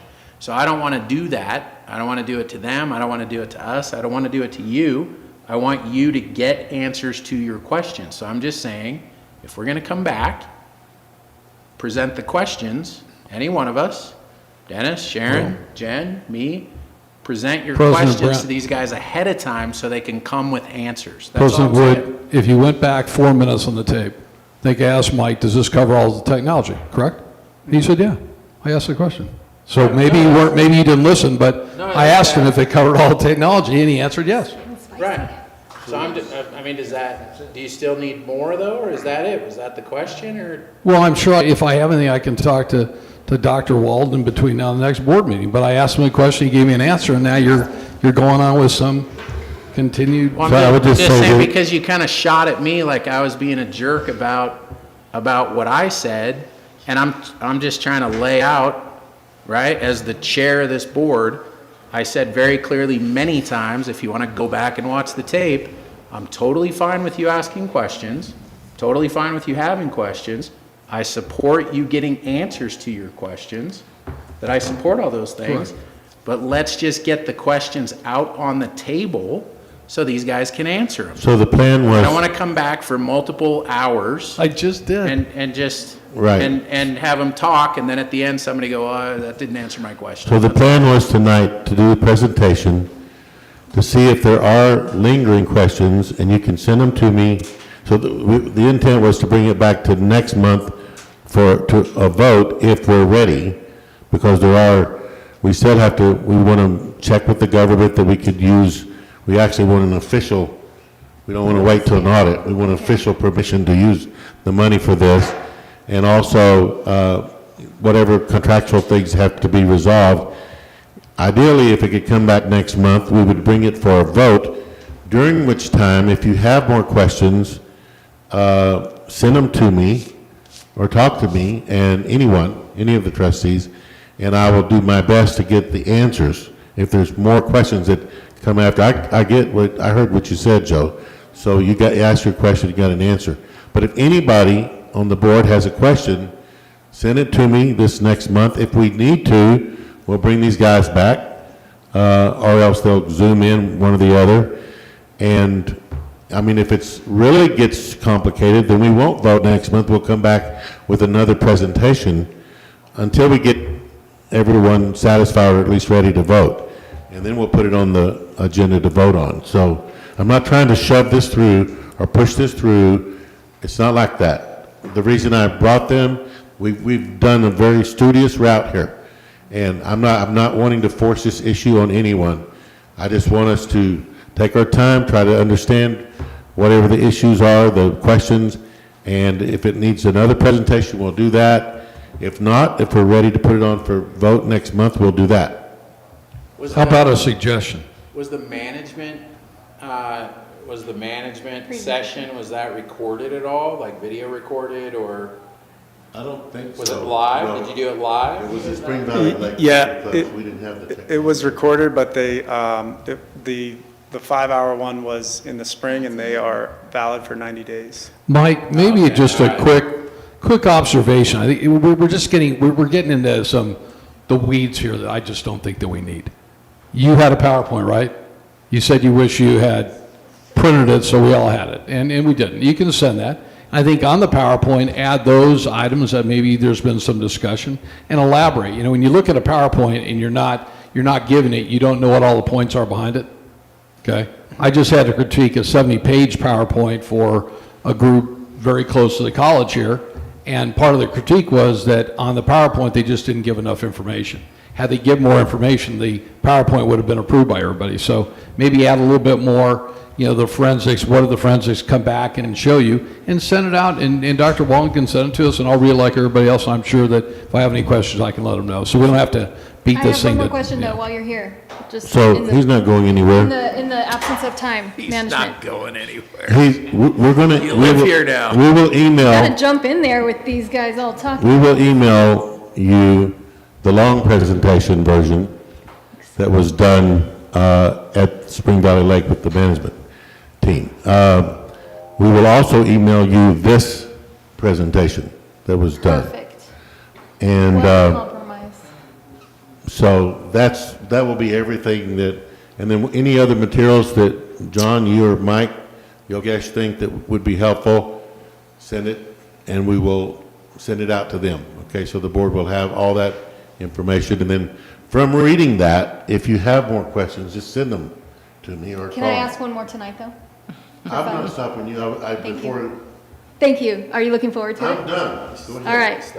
So my question is, in the interest of the staff, the classified staff and the management staff that may have to deal with this new integration, right? So we're uploading the data. How difficult and cumbersome is that going to be? Is it going to be very labor intensive and frustrating, or is it going to be like we're just uploading some Excel into the cloud? Good question, Trustee Tarpley.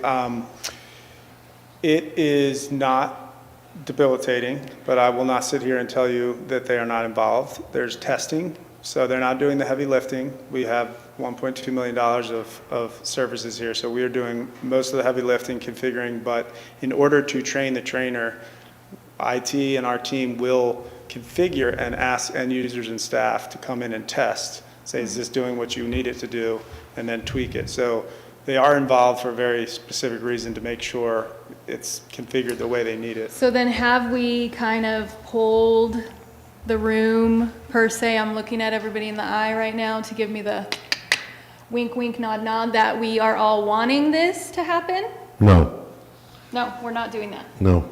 Okay. But what we have done is, one of the things that, any change like this is painful. Absolutely. This is going to be, a challenge for the end users, for the college. The one thing that I've seen in the past that was a huge mistake is the district tried to skimp on the training. I asked them to not do that, to make sure that we had, and the other thing is I don't want consultant trainers coming in that don't really know the software. So I've said all this to you guys, right? So there's plenty of training in this for all of our staff. Things would be rolled out a module at a time, so you don't all of a sudden go live with the whole thing and shock the world one day. So like financial aid or admissions and records is usually the first one that rolls out. While that's happening, you're still running parallel your old system so that you don't lose anything, right, in case something goes wrong or it takes longer. We would take as long to do this as the staff required us to do that. But everybody would be trained completely. What we did is we showed the management team the whole thing, which you're going to get the PowerPoint. I asked for 3 options. So when I asked them to do the analysis, I said, show me the problem and then give me some options. So they came with option 1, 2, and 3. This has been shown to counselors. It's been shown to, not the full thing to counselors, but the part that affects them. Mm-hmm.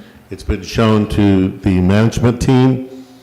And when we showed them the 3 options, I said, I didn't take a vote, because that's not how you do this kind of thing. That'd be like choosing carpet. You just put a stack of carpet and let everybody pick the color they like. I mean, it would be, you'd never, you just finally have to say it's this color. So, but in bringing people on board, I asked them to tell me which option that they favored. No one sent me anything except option 3, which is what you got tonight. Okay. Option 1 is to keep things like it is and just keep trying to fix and repair. Option 2 was go to what's called a managed cloud solution, which basically would end up costing us this anyway, plus the time that we spend over the next 3-4 years trying to fix things in the cloud. So putting it up there and trying to repair it all up in the cloud. So those were the 3 options. And I'm not interested in going to Banner. I'm not interested in PeopleSoft.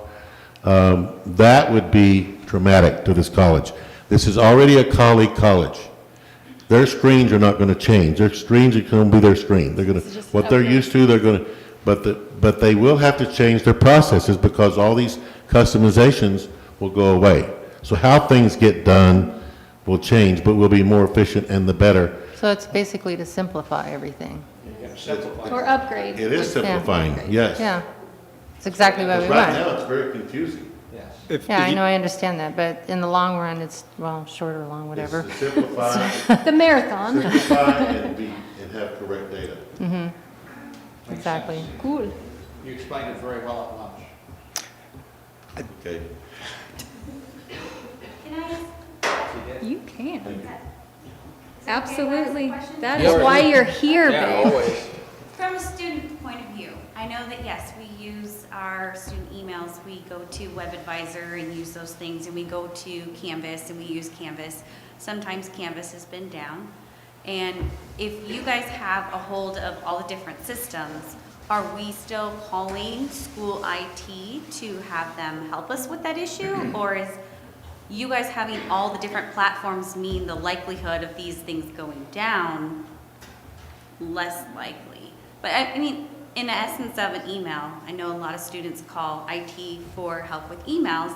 Is that something that they're going to be then reverted to this program, or is this something that we're still going to be calling the school for help with? It's a great question. IT is still going to be there. So if there's IT troubleshooting, you're going to be contacting IT. But you will be accessing all of those through Ellucian Experience, which is a mobile-friendly kind of chiclet. So all of your systems will be in there, and it's in our SaaS platform, which is AWS, and has a 99.6% uptime. But you're not making a promise about Canvas, because Canvas is an external system that they link to. They go through the web to that. So Canvas, we wouldn't have any authority over Canvas, right? No, you will. You'll have real-time integration through. You'll just log in through Colleague and be able to access. But if Canvas goes down like it does, that won't happen? Really? Yeah. Oh, well then, This I'm might even be more a so. selling point. You should have Hold led on with before you this. say what you're about to say. You're right, Dr. Walden. No, we don't have control over Canvas. So if Canvas does go down, then, we would need to contact Canvas and get it up and running, yes. I thought I knew what I was talking about. President Wood, that's exactly why I asked for a bigger picture of technology. That answer right there, so Ellucian, the way I understood it, Mike, you guys are everything. And then we're just told if Canvas goes down, that's something else. I did Does that make think. sense? Your course management system. But Canvas will integrate with Ellucian. I thought so you're- the two are integrated, but Canvas is a separate company, and Ellucian, but the two integrate instead of being separate, where you're trying to force data across from one to the other. Correct, Chair. I misheard you. I thought you were asking about access to Canvas. You will access Canvas through Colleague, and it will be real-time bi-directional integration. If Canvas goes down, that is their own company. We don't have control over that. Okay. Right, I kind of have a little experience. I taught at Park University while I was on the board here. I can't work here, so I was teaching at Park, and we had Canvas. But all the grades would go into Canvas, right? You see on Canvas, it's there. You can kind of see what the professor's doing on the other side. Correct. Go in and we grade a paper, and then boom, there it is on Canvas. And at the end of the term, there's the final grade. You can see it. You can see the percentage and the grade and whatever else you can see. But because they didn't have that integration, they were running two different systems, their information system and then Canvas. Then the professors would have to open Canvas on one screen and log into the university system on another screen, and you'd have to sit there and go, okay, Pamela, like A, and then A, and then go back and forth, and manually, as the teacher, manually have to see what Canvas did, and then manually put it in across on the other one, because the two were completely autonomous to one another. And it was the dumbest thing in my mind, and a super waste of time. And I'm sure anybody out there that's teaching online classes with Canvas has to do the same. I'm seeing a big no from the back. You have to do the same thing, right? You get to the end of Canvas and it's all done for you, but then you have to sit and manually type them in a second time, right? So I presume that'll go away with this, because now they're going to be integrated. That goes away. So you just hit a button and it transfers from Canvas into the school system, and then boom, you're done. And I can tell you from having to do many hours of uploading grades, inputting and uploading grades, that it's a huge pain in the butt, and I'm sure every instructor on campus will be thrilled to death to just have it integrate. Am I right or wrong? John wants to add something as well. No? You like doing she's in the back It's going, double "Eh." checking your work. No, I'm watching the very back. I'm watching. I know where to get my information from back there. But John wants to speak. I just want to clarify that this is our student information system. It's not every system on our campus. Right. So we were to go this way. We still have lab software that runs our labs. We have, the automotive department has their little training tools. There's, I want to be respectful to the software people, but software is like prescription drugs. There's a solution for everything. Right? We get inundated every day with software. I get 2-3 emails every day about budgeting, about this, about that. So we still have our own systems on campus that IT has to be aware of. So John, what Joe's asking for then is he wants to see all those. That's what it sounds like, yeah. Yeah, no, he wants to know all of what you just said. So whatever other systems there are on campus, he wants to know, so he has a total picture. Dr. Dan, it's real simple. You know, you take a pie chart, Yeah. okay, and a little sliver, you have automotive, and a little sliver, you got fiscal. And then, this is not complicated. I don't know why the questions become such a, Joe's asking too many questions when John just That's said not we what have was all said. these other software programs. Yeah, Yeah, thanks, John, I appreciate it. I don't think Trustees, that he said you were asking too many questions, though. I think he was saying that it wasn't clear. what I can do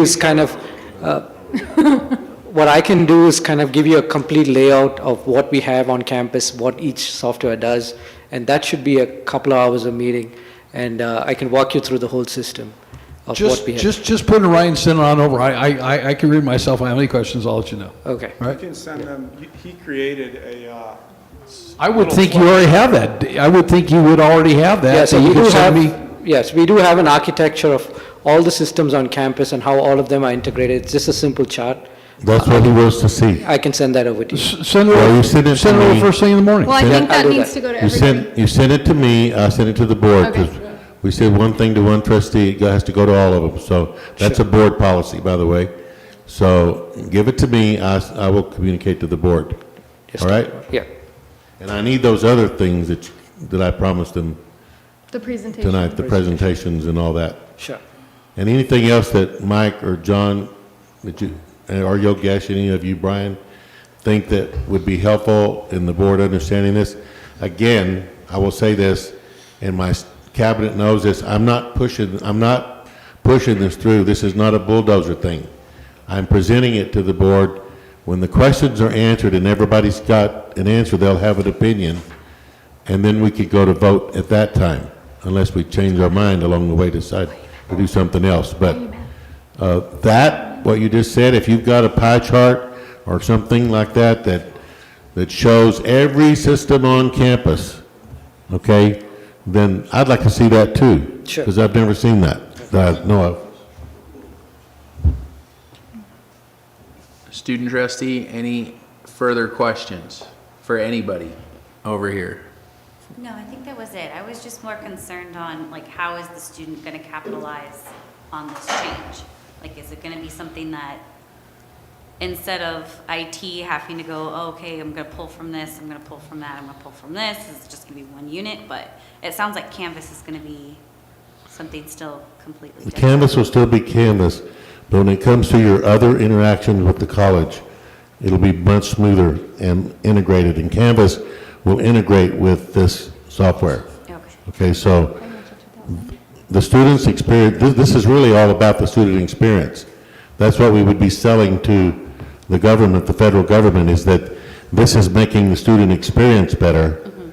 This is not to help staff necessarily. Indirectly, if you help staff, it helps the student. But this is to make the student experience a better, more positive, and user-friendly thing right now. So, like right now, we've got this thing called Navigate Ugh, with yeah. EAB, right? Sorry. And that's what I hear. I hear that from students all the time. And that doesn't talk to colleague. Okay, So that will go away. okay. Not tomorrow, but even if we purchase this tonight, which we're not voting on it tonight, Sad. that will go away as this gets fully implemented. Whatever phase that student, what do you call it, student planner? student planner. Student planner Some colleges customize that to their name, like you could, you know, it could be My Rams or My VVC or whatever, but the student planner will do just about anything that you'll need done. So that Great, actually, Dr. Walt. I heard in that I want to repeat because we got away from it. I'm not taking it as my question, but to repeat her question. What will the benefit to the students be? I want to hear it from you. Perfect. And I wanted to leave you with something you could walk away with, student trustee Glendenning. For the student, what's going to happen is you're going to have to access less interfaces. Web Advisor goes away, Navigate goes away, and you'll have to log into one place. Use your password once, and then you have access to everything, even Canvas, even third-party solutions like Canvas. So student planning will replace self-service. You know, student planning will replace Web Advisor and Navigate. So that's just one example of where two interfaces is now becoming one. So if you want to walk away with the thought that it's going to be much easier from a single sign-on perspective, you're logging in once, and then you're compressing the amount of solutions and interfaces that you're interacting with to accomplish the same thing. Thank you. Does that answer your question, Chairwood? Was her question. That's I was right. just making sure that it didn't get lost in the weeds here. Is that a good answer to your question? Yes. Any follow-up questions based upon that answer? Not that I can think of right now. Trustee Brady, any further questions, or are you good for now? I'm good for now. Jen? I'm good. Good.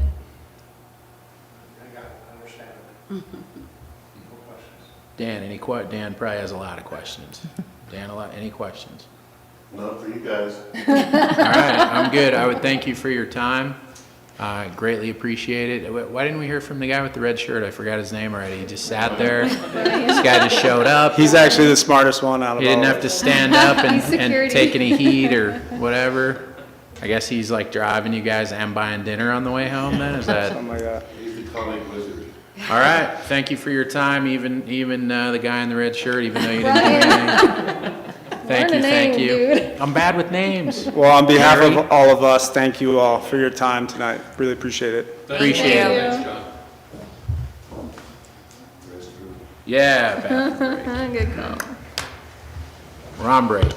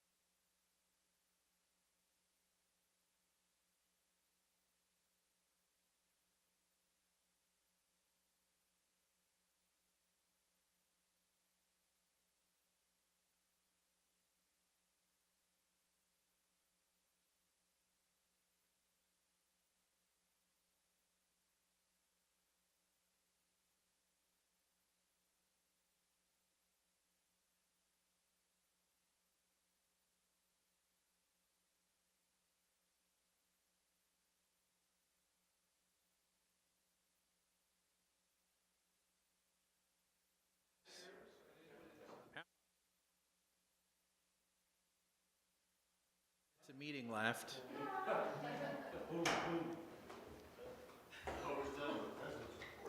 I know, the president's report takes forever.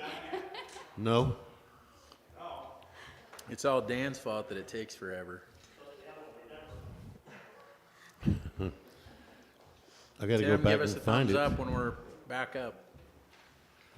You know what, I will, for the sake of brevity, just say a couple of things. Well, I don't think we're up. Oh, we're up. Never mind. Okay, We're up? Go ahead. Okay.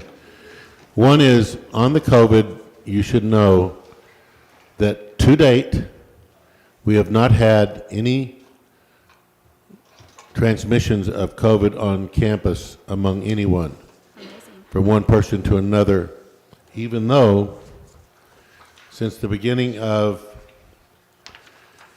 the fall term, we've placed 151 on quarantine, 6 faculty, 15 other employees, and 122 students.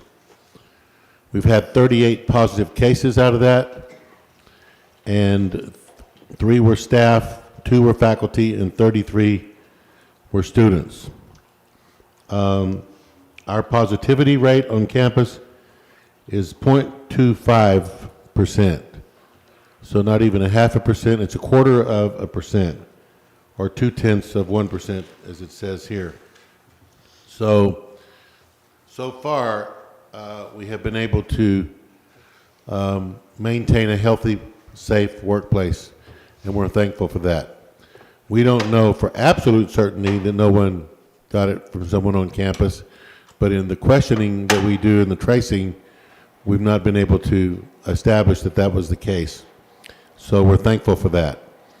Also, and this is, I'm going to say in 1 minute what I was going to talk about for a little bit longer, but I'll save it for another time.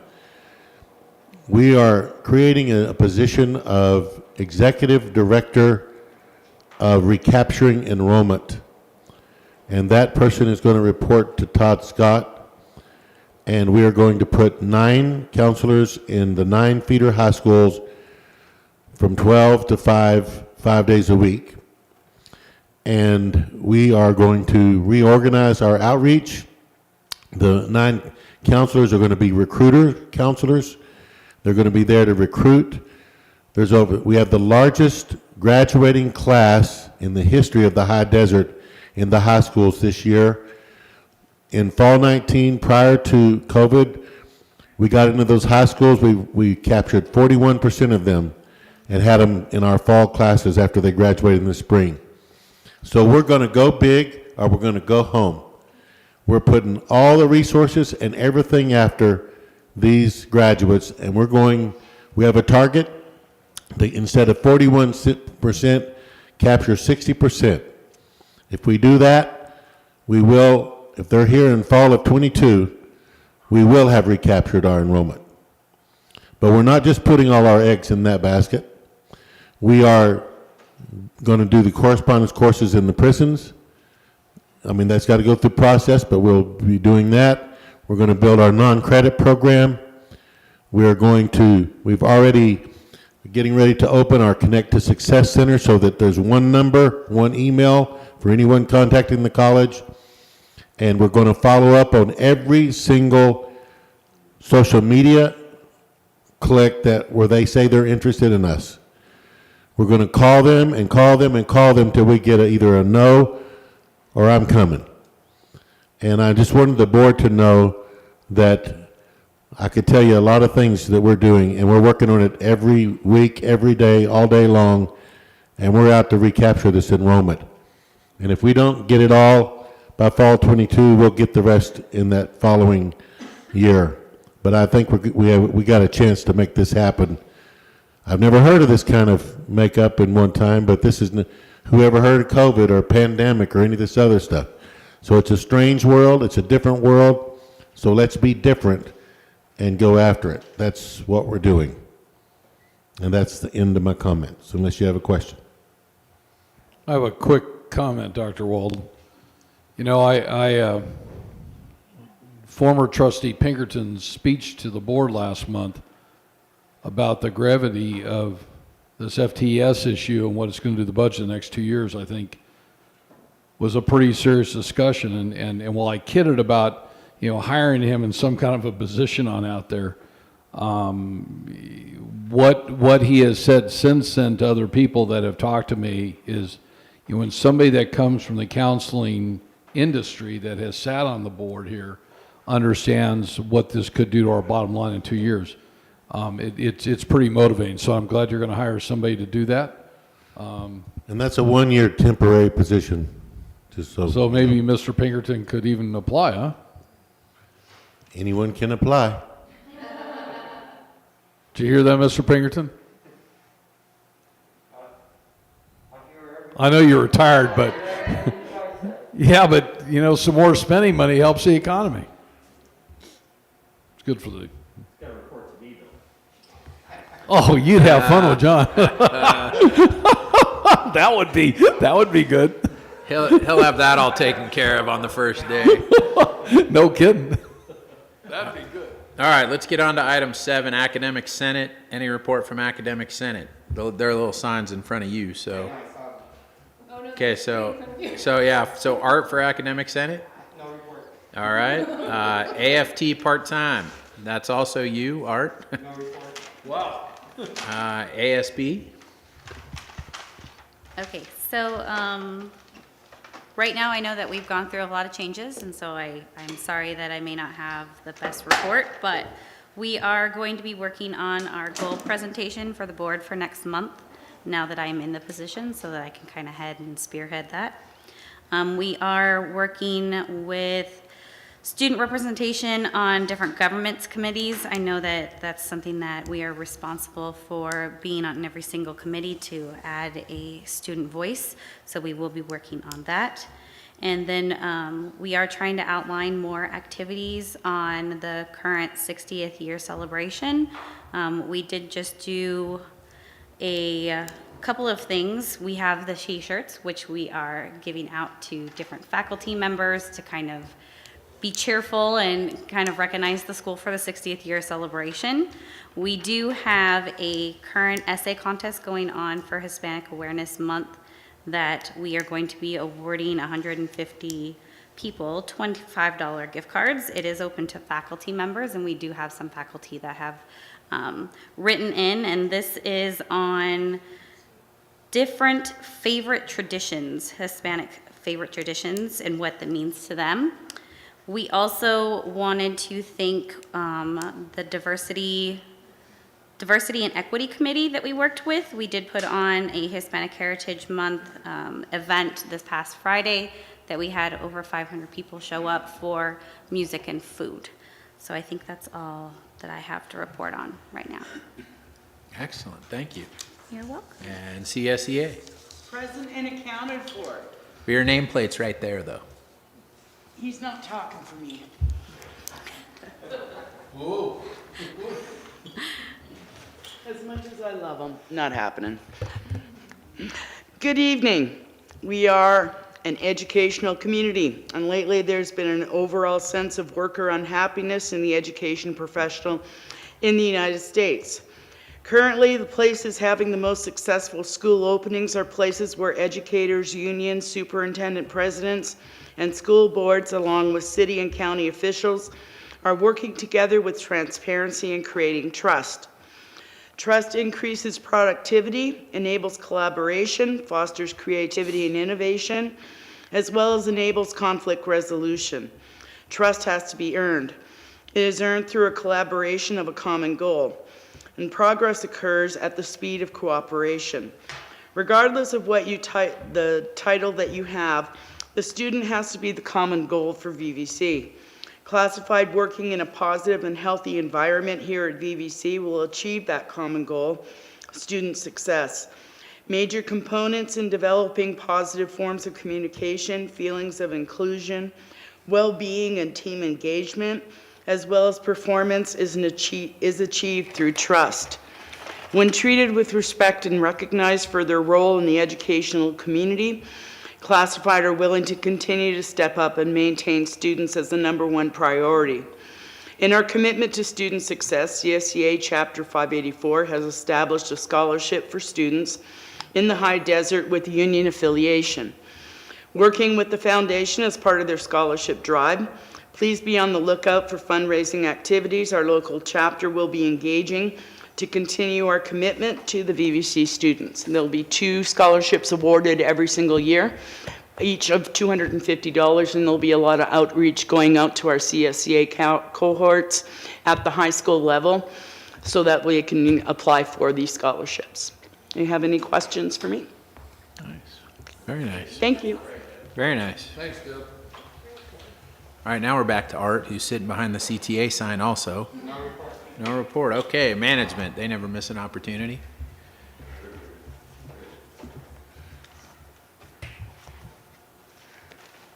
Good evening, President Walden and the Board of Trustees. Congratulations, student trustee. I have a PowerPoint. Tonight, we're not going to talk about professional development because we have the EMP to concentrate on. So everybody's really, in the management team, is really concentrating now on the EMP and tying it to our goals. So I'd like to talk about the new School of Business Law and Academic Resources, also known as the School of Blah, or BLAR sometimes. We don't have a very good nickname for it, but we're working on it. And let you know that what we're doing in that school to address the goals and the key priority areas of the EMP. Next slide, please, Tim. This is a new school that was that came out of the reorganization. And just briefly to let you know what it contains, we have the Departments of Business Administration, also Business Education Technology, Political Science, and Restaurant Management. And then the academic resources part, we have library, tutoring and academic support, and distance education. And as you know, I'm sure, that one of the key priority areas in the EMP has to do with distance education, so I'm going to largely concentrate on that. Next slide, please, Tim. And just as a reminder, you guys, I'm sure, know all these goals, but I just thought I'd throw them up there so the audience can know what we're talking about.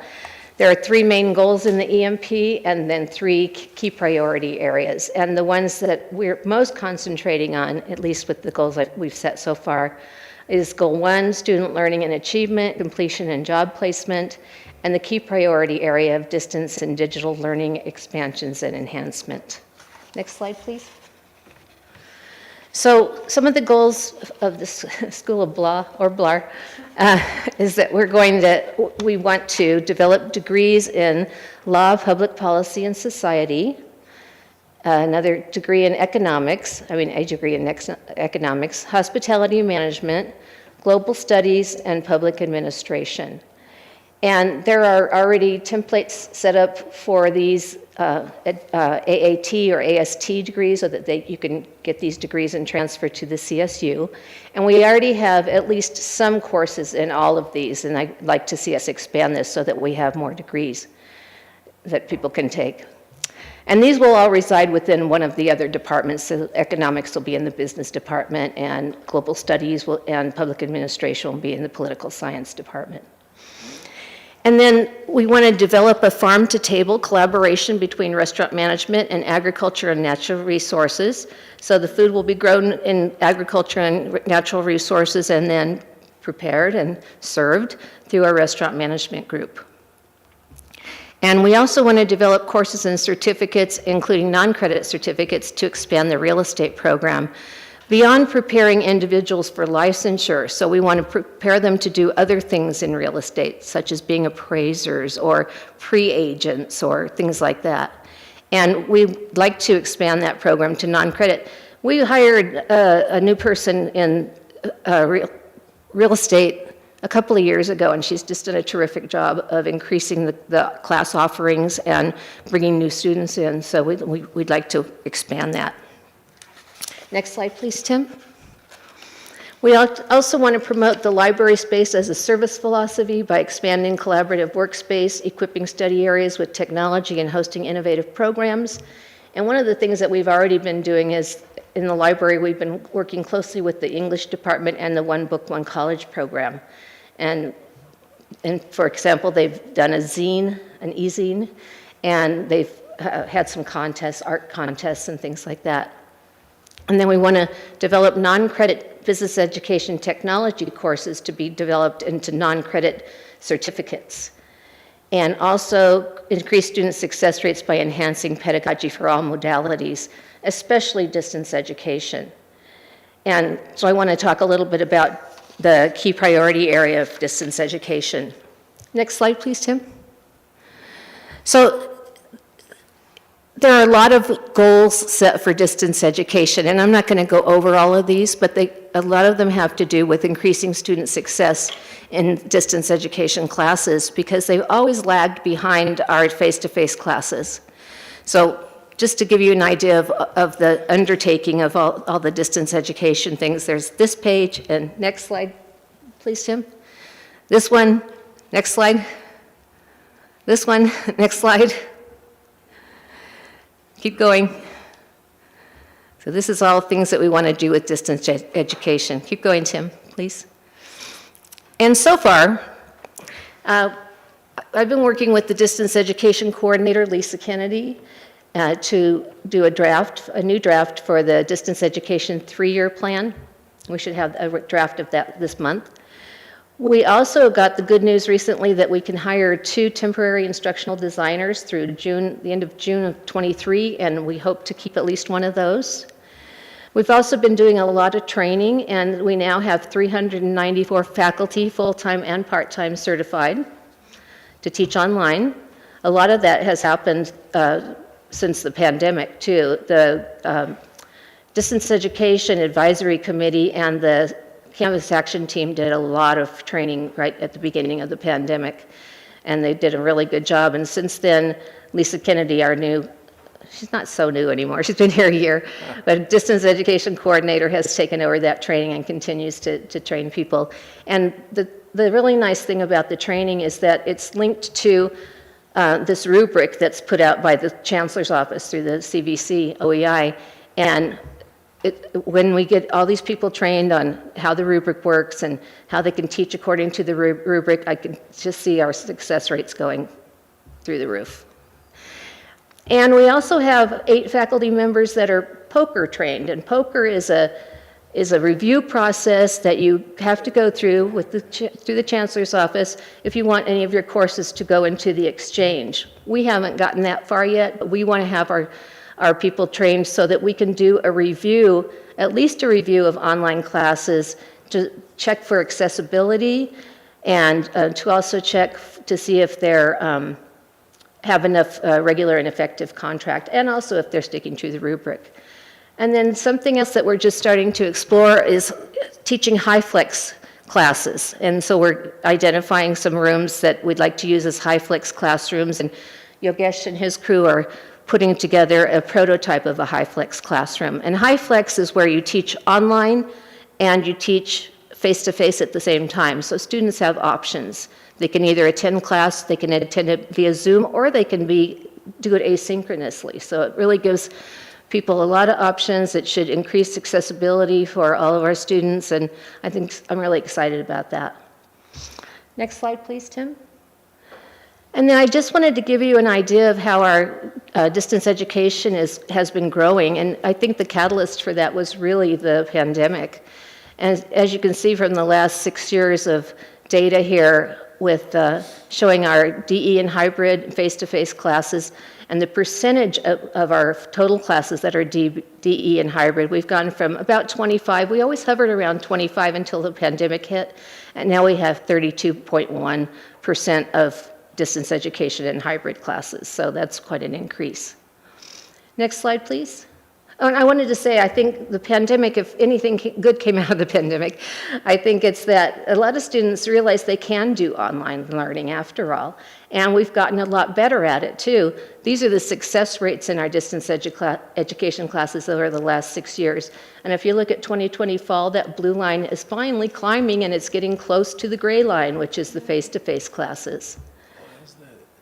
So we're excited about that. I can't wait until we reach sort of parity. Brandon? Can I pop in with a quick question? Sure, Just of because course. it's perplexing me. Why do you think the DE, or the hybrid rather, why do you think the DE is lagging so far behind on the other two? I mean, isn't that kind of surprising? The distance ed? No, the orange line, the Oh, the hybrid. line. You know, that's always right? Like- perplexed me too, Brandon. I always thought hybrid is, Right. it sounds like the ideal, doesn't it? So But- if like you'd think if the face-to-face was, the best and the DE was the worst, then the other one would kind of be in the middle, right? Yeah. No matter what was where Yeah, the hybrid would kind of hold a middle spot, but it's clearly, yeah. Peter and I used to Very talk about that all the time, and we didn't have a solution. We don't know why, because it does seem like the ideal way to present classes. But I think, I don't know. We haven't been able to do a thorough review of the distance education classes, so I don't know what part people are choosing to put online and which part they're doing in class, so. It looks like in 15, 16, 17, it was like he described was. it. And then all of a sudden in 18, we have this phenomenon, Yeah, and that is interesting. yeah, I don't have a way to explain it, but I think maybe I'll see if Jenny can help me explore Yeah, that a little Jenny bit. can help you out. Yeah. I mean, sometimes these things just happen and there is no explanation, but that just struck me as, Yeah, I That was just really struck me surprised when, as- I was really surprised when I saw that too. And like I said, Peter and I used to talk about it. Well, what is it about hybrid classes? And in fact, in my division or school, we cut back on hybrid classes because of that. So I don't know if we weren't doing them well, or if students forgot to come to class. I don't know, I really don't, but it's a really good question. But what I'm excited about, though, is seeing that blue line get close to that gray line. And yeah, that's cool. yeah, when we get some really clean data after the, pandemic, well, since we've returned to face-to-face classes, I think it's going to be really interesting to see if we can keep that up there with all the training that we've done, and now having a distance education coordinator and building that department like we're attempting to do. Dan, did you have a question? Yeah, well, just a statement, just a comment, so that we capture the moment. The accreditation, thing is coming up, and the question is one who's actually vice chair on accrediting visit next year. The question I'll be asking that college, if they have this, is what do you think is causing the hybrid to be lower than the other two, and what are you doing about it? Okay, and we'll look at that. Yeah. Yeah, that's a good question. Jenny, are you ready to help me with that?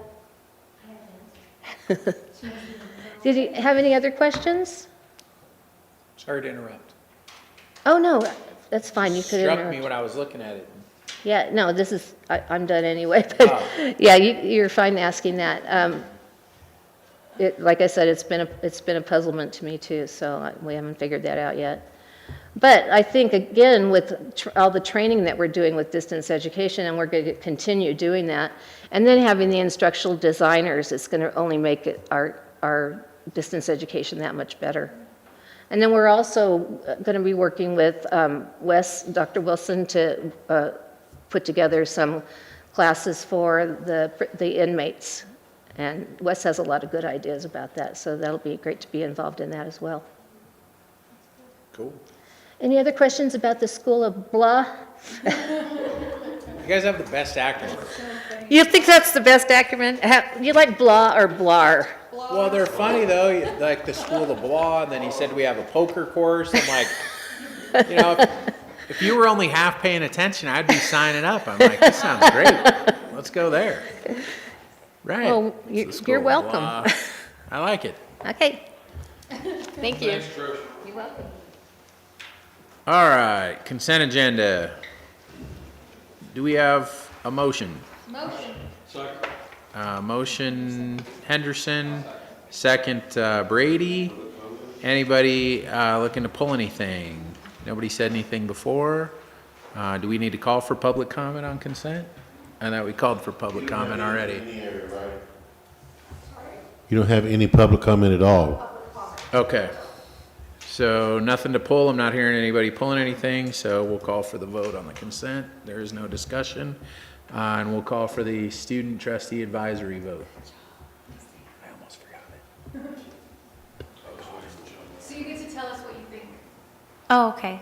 After or beforehand? No, so before we vote, Tell us and then, yeah. unless I forget, which every once in a while I do forget, Okay. and I apologize in advance, we'll say student trustee advisory vote, and then you can say yes, no, abstain, whatever.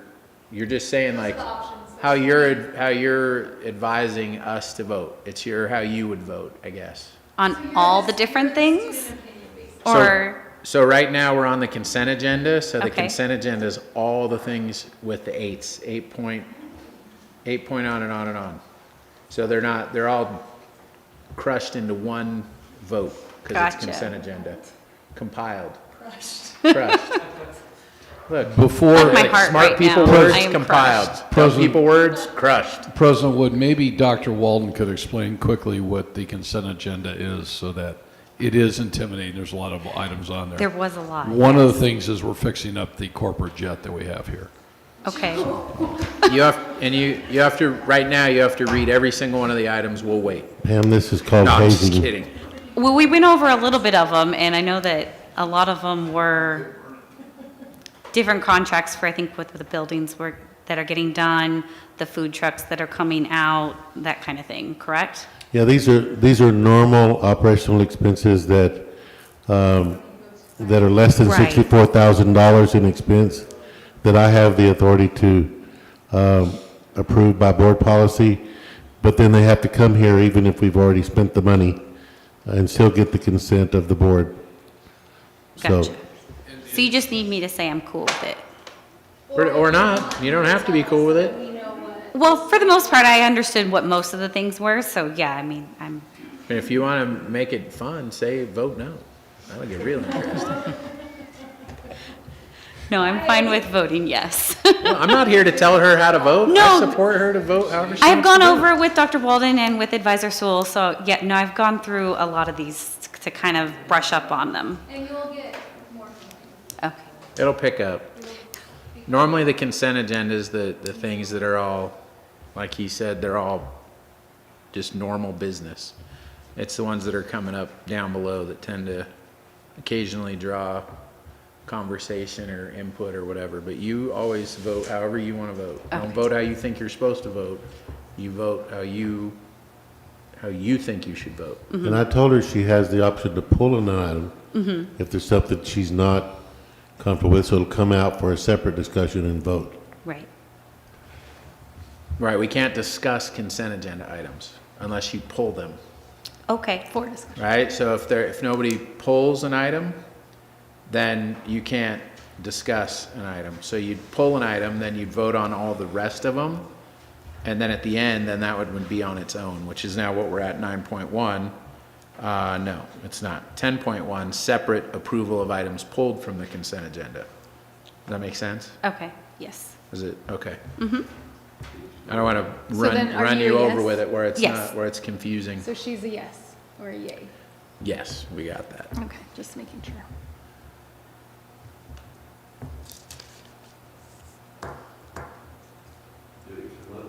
Yes, it was already up. Nothing came up. There it is. Dennis, you already voted. Dennis voted like a half an hour ago. 10.1, that's the separate approval of items pulled, so there was nothing pulled, so there's nothing to do there. 10.2, Board Resolution 2110, National Disability Employment Awareness Month. We do have a resolution. Are we gonna read it? Does somebody want to read it? You want to read it, Jen? Somebody should. You want to read it? Huh? I can read it. Just somebody should read it. Second. Oh, yeah, we need a motion. Motion by Henderson, second by Brady. You want to read it, Dan? You have a copy? Whereas in 1945, National Employ the Physically Handicapped Week, originally observed this first week in October, was then changed in 1965 to remove the word physically in order to acknowledge the employment needs and contributions of individuals with all types of disabilities. And whereas in 1988, the United States Congress declared October as National Disability Employment Awareness Month to educate and raise awareness about disability employment needs and contributions of individuals with disabilities, and whereas Victor Valley Community College District welcomes the talent of all people, including those with disabilities, as a critical part of its workforce and efforts to build an inclusive community and strong economy. And whereas during National Disability Employment Awareness Month, the college wishes to raise awareness and recognize and honor the talent and skills of Americans with disabilities, and whereas Victor Valley College promotes positive employment outcome for people with disabilities by increasing access and opportunity, removing barriers to employment, now therefore be it resolved that Victor Valley Community College District does hereby recognize, support, and honor October as National Disability Employment Awareness Month and celebrates the many and varied contributions of people with disabilities. All right, we've had a motion and a second. Student advisory vote. Yay? We have to keep it separate because they can requisition these things if there's a lawsuit, so I do all business on that.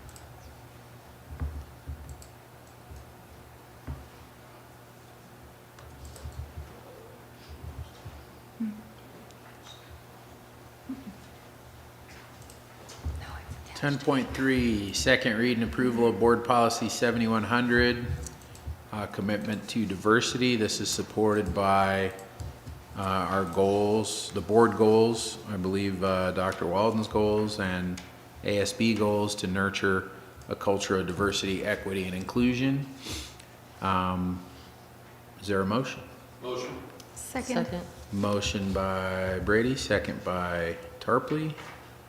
And any discussion on this item?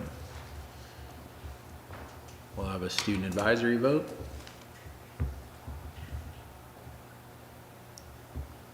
Yay?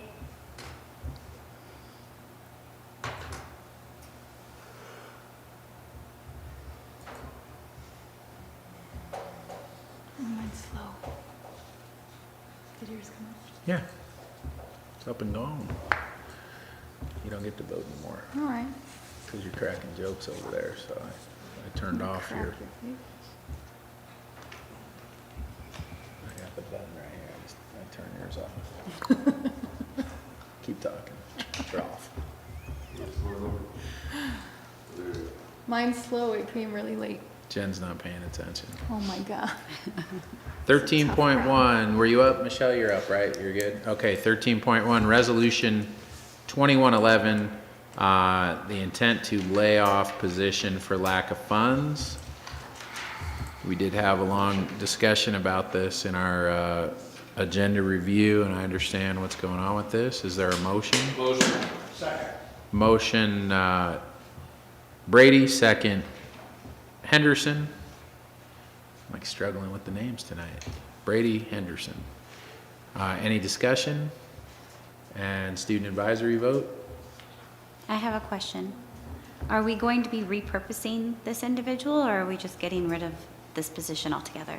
It's an excellent question that Dan has a very good answer for. I know, because I've already heard the answer. That was like a political response. Yeah, that bad? Dr. Scott's going to Yeah, you know the answer. explain this.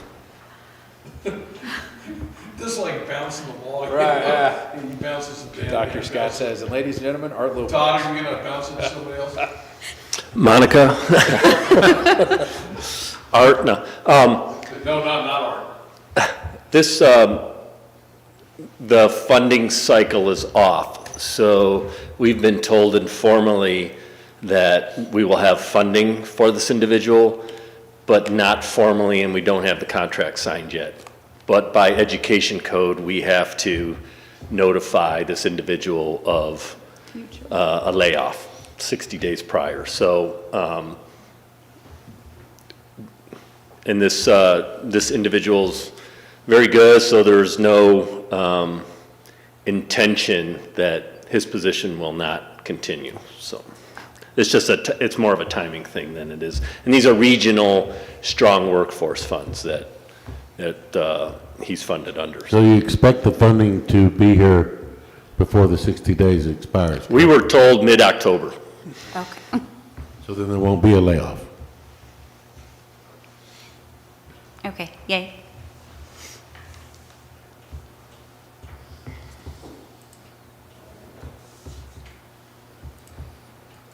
And 13 point, oh, wait, I'm ahead. Well, while we're filling in, I'm glad that you're asking questions. We've had a lot of student trustees that were kind of too shy and they didn't want to do that. So you keep doing that. That's good. That's a positive thing. Don't ever be shy. If you have a question, speak up.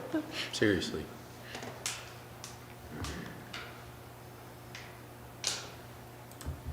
You got to fill in for the rest of us that are all too shy to speak, so. Like Jen. I'm waiting for the thing to pop up. Oh, your filler, okay, I get it. Right, we're waiting anyway. Oh, we're good. Okay, 13.2, non-classified short-term employees. Is there a motion? Motion. Second. Motion Henderson, second Brady. Any discussion? Student advisory vote? Yay.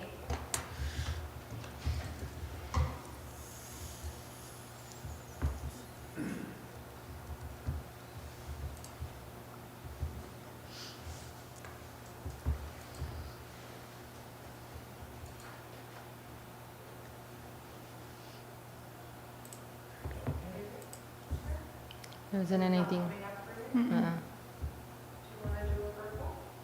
Okay. Yay. It popped up now, I bet. Oh, here it comes. Yeah, mine came in one already. Michelle, I just got a message on here. It said connection to the server may have been lost. I had that earlier. Okay, please I have check it. your network connection. Oh, yeah, hit the refresh button. At least that's what I do. And then So what part of technology does that fall under? That's Art Lopez's department. Art Lopez is he's like, oh, Just that little shot. where's your dish? See, Art's like, I'm not gonna sit straight in front of him anymore. Everything is Art's fault. Art, I was a kid that always asked my mom a million questions. Did you get the vote? Did it all go? Yes. Okay. And where are we? 14.1, right? Yep, curriculum changes. Is there a motion? Motion. Motion Brady, second Henderson. Any discussion? And student trustee advisory vote? What exactly is being changed here? This is one that the student trustee often has comment, opinion, objection to. So you can hit the attached documents, There's two. and that will go through all the changes. And that will take you a second to look through, and I do not want you to feel rushed. And you'll usually get this ahead of time. Okay. So if you like. It was I probably think- on the board docs, right? Okay. Yeah. If you like, we can skip this item, go on to an easier one while you have a second to review it and come back. Is that okay, Michelle, with you? I think 16.1 is a pretty simple. Or is it more of a pain to skip it than it is to wait? Okay, so we'll do that. 16.1, contract ed with the Bureau of Prisons. Is there a motion? Motion. Second. Motion Henderson, second Brady. And student trustee vote on the 16.1. Yay.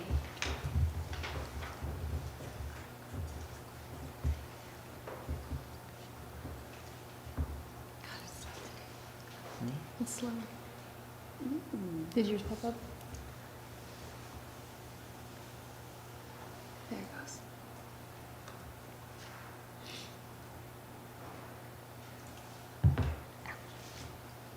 It's like sending it to us one at a time.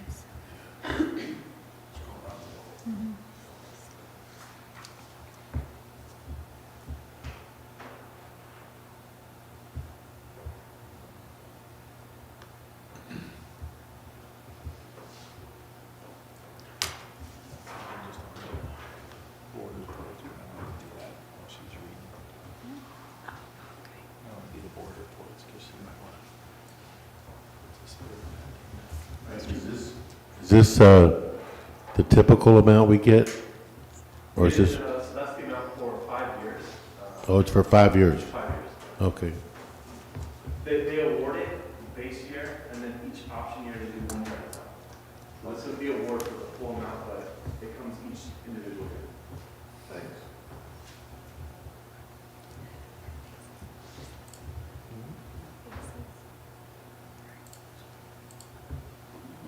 this is a bad one. These kids, this is one that student trustees always really care about. I get it, I would too. I have one question. That's fine, you're allowed. Not about this one, about the one, did we go back to the other one? Well, I skipped the. Are you ready for us to go back? Yes. We were trying to give you time. Yeah, I skipped curriculum changes. We went on to the contract ed because that one was super easy. Had an idea which way everybody was going to vote. Do you recall who made the motion? Yes, I wrote it down. It was Henderson was the motion and seconded by Brady. Absolutely. Glad she remembered. I write it down. So on 14.1. Correct. Comment or question? Or both? I guess it's a little bit of both. So I saw that there was a career and life planning class that's planning on being deactivated. Do we know the reason why? Was it just low enrollment? Was it? Somebody knows why. Which one is that? Somebody knows why. They're about to tell you. It's Guide 100 Career and Life Planning. It says deactivation.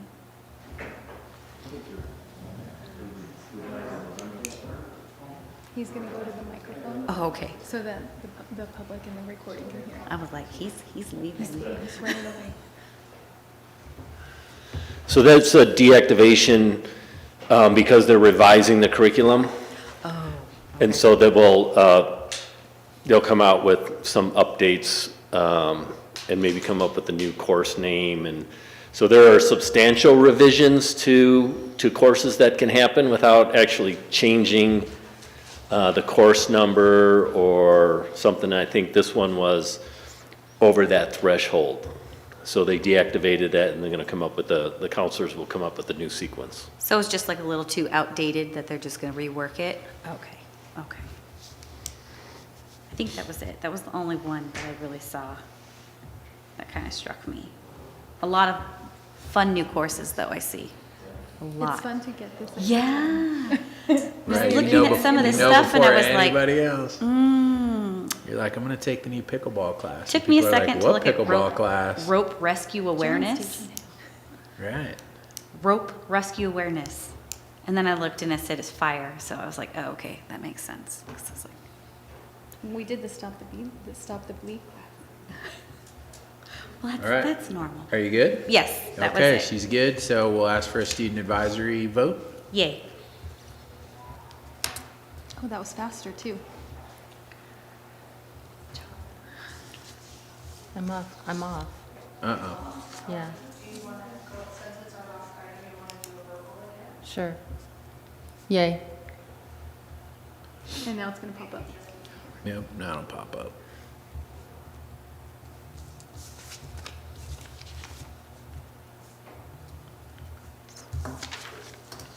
All right, with that, we are all the way down to 22.1, individual Board of Trustee reports. So I'll let you go last, Pamela, so you kind of get an idea of what people are doing. Maybe you don't want to say anything, maybe you do. Okay. But you can, and I'll come back to you last, so you can get an idea. Sharon. Me first? Okay. So I went to the, September 30th, I went to the community college town hall virtual, and they talked about, certain things, and one of the things that they talked about was the top 3 priorities for trustees. The first one is enrollment. The second one is return safe face-to-face learning and fiscal stability. And so for us, if we don't have all of our students, we won't have that fiscal stability. And today I also had the pleasure of speaking to, as John calls him, the godfather of education, which I'm sure some of you know is Chris Piercy. Chris was talking about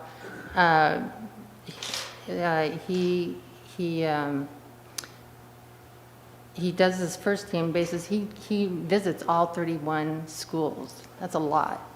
And he goes on a first name basis with the key contacts of each one of those 31 feeder schools, and not just the Super 9 high schools. So the key contacts are principals, teachers, and bridge counselors. And the key to his strong relationships And what we should have too is with the student staff at our feeder schools. These are all our students. So Dan and I talked, he mentioned it earlier, but VVC is planning placing a counselor at each of our 9 super high schools. And there will be around 6,000 seniors this year. So we want every one of these students to know that they have a home here at our favorite all-time college. Also, I talked to, I don't know if any of you know Karen Musselwhite. She was a former counselor at Adelanto and Silverado. And her and Michael Edwards have been working tirelessly to recruit students for VVC. And October 27th, they're bringing Mojave River Academy here, and that'll be about 200 plus students to tour and learn about enrollment and all that. So, and also, if we can, they'd love us to be there when the students do come, to visit. And also, I want to say Dr. Walden has been the right person for this job. He understands the importance of strategically placing Victor Valley College counselors at our 9 super high schools. And that's it for me. Oh, I did go visit, went to the girls soccer and boys soccer football game the other day. So it was good. The boys did. The girls didn't. Yeah. We saw art there. Dennis? Yeah, I want to personally commend Dr. Walden for trying to get our 25% students back by going out and saturating the high schools. That's a great idea. I mean, I want to commend you. It's a great idea. I applaud that. And we definitely need our students back. This COVID thing is devastating our economy and everything else around us. And I think it's a great job. Good job. And anyway, that's all I have to say. And have a great Halloween. And don't eat too much candy. I know I will, but anyway, everybody have a good time. Get those little kitties out there. And Joe? I actually went to a very exciting conference, the first one, actually I've gone to 2 in the last month, so COVID seems to be in the rearview mirror, but this one was up here and it was led by somebody that there were 2 ASB students that attended. This was a leadership conference put on by Dr. Kenesha Williams. She is a facilitator for the Dr. John Maxwell. So if you know who Dr. Maxwell is from a leadership standpoint, he's one of the leading authorities, written like 60 books. I followed him for years. That was last Friday, and I've got to say, I went with no expectations, didn't really know what I was getting hooked into. I sat on a panel in the afternoon. We talked about, things that we've done right and things we've done wrong, but there were 4 speakers in the morning. This was a virtual program. It was in, I think, 250 locations around the world. There were 40,000 people watching. But there was a lady, one of the speakers, I mean, all of them were just incredibly motivating people, but one of them, I don't know how many people in here, maybe if you're female, you may know this lady. Her name's Kina Lima. She sold her company in a 8-year period of time with nothing, started with nothing, literally was broke, to L'Oreal for $1.2 billion. But she told her story about, it was really a story of grit. It was a great story about somebody that was told no 1,000,000 times, and at one point went to QVC, is it QVC, the TV, and she had a great product, and they were so basically ruthless, and they said to her, they said, you know why? You don't have the right look. and you don't have the right look and you don't have the right skin, and it was kind of a slap. Well, long story short, she made it, sold the company for $1.2 billion. But the moral of the story was it was a great 7 hours of leadership, and I'd really strongly suggest we have a great asset. Her name's Dr. Kanisha Williams. Dr. Derek King was on the panel with me from Excelsior. There were a lot of well-known people in the room in attendance, and it was kind of fun. It was kind of nice to get out and be a part of something again. The world seems to be coming around. So that's it. Jen? I've been a little bit lazy and I haven't done much this month, but I am leaving in the morning, taking my vacation time to go to the ACCT Leadership Congress, whatever, and excited to learn all that I can. How long is that? Through the weekend? Yeah, it's 3 days. Nice. Sharon's going too. Sharon's going too, I'm excited. So then we get 2 reports next month. That's exciting. Dan's going too. I'm going to babysit. Good luck. Good luck. All right. I don't have a whole lot either. I've been mostly buried with the high school mock trial competitions. We're coming back up on that time of year again, so spend a lot of time at work and then go from work to mock trial stuff. So that's about it. And now you can pass, or you can have a comment now that you kind of see.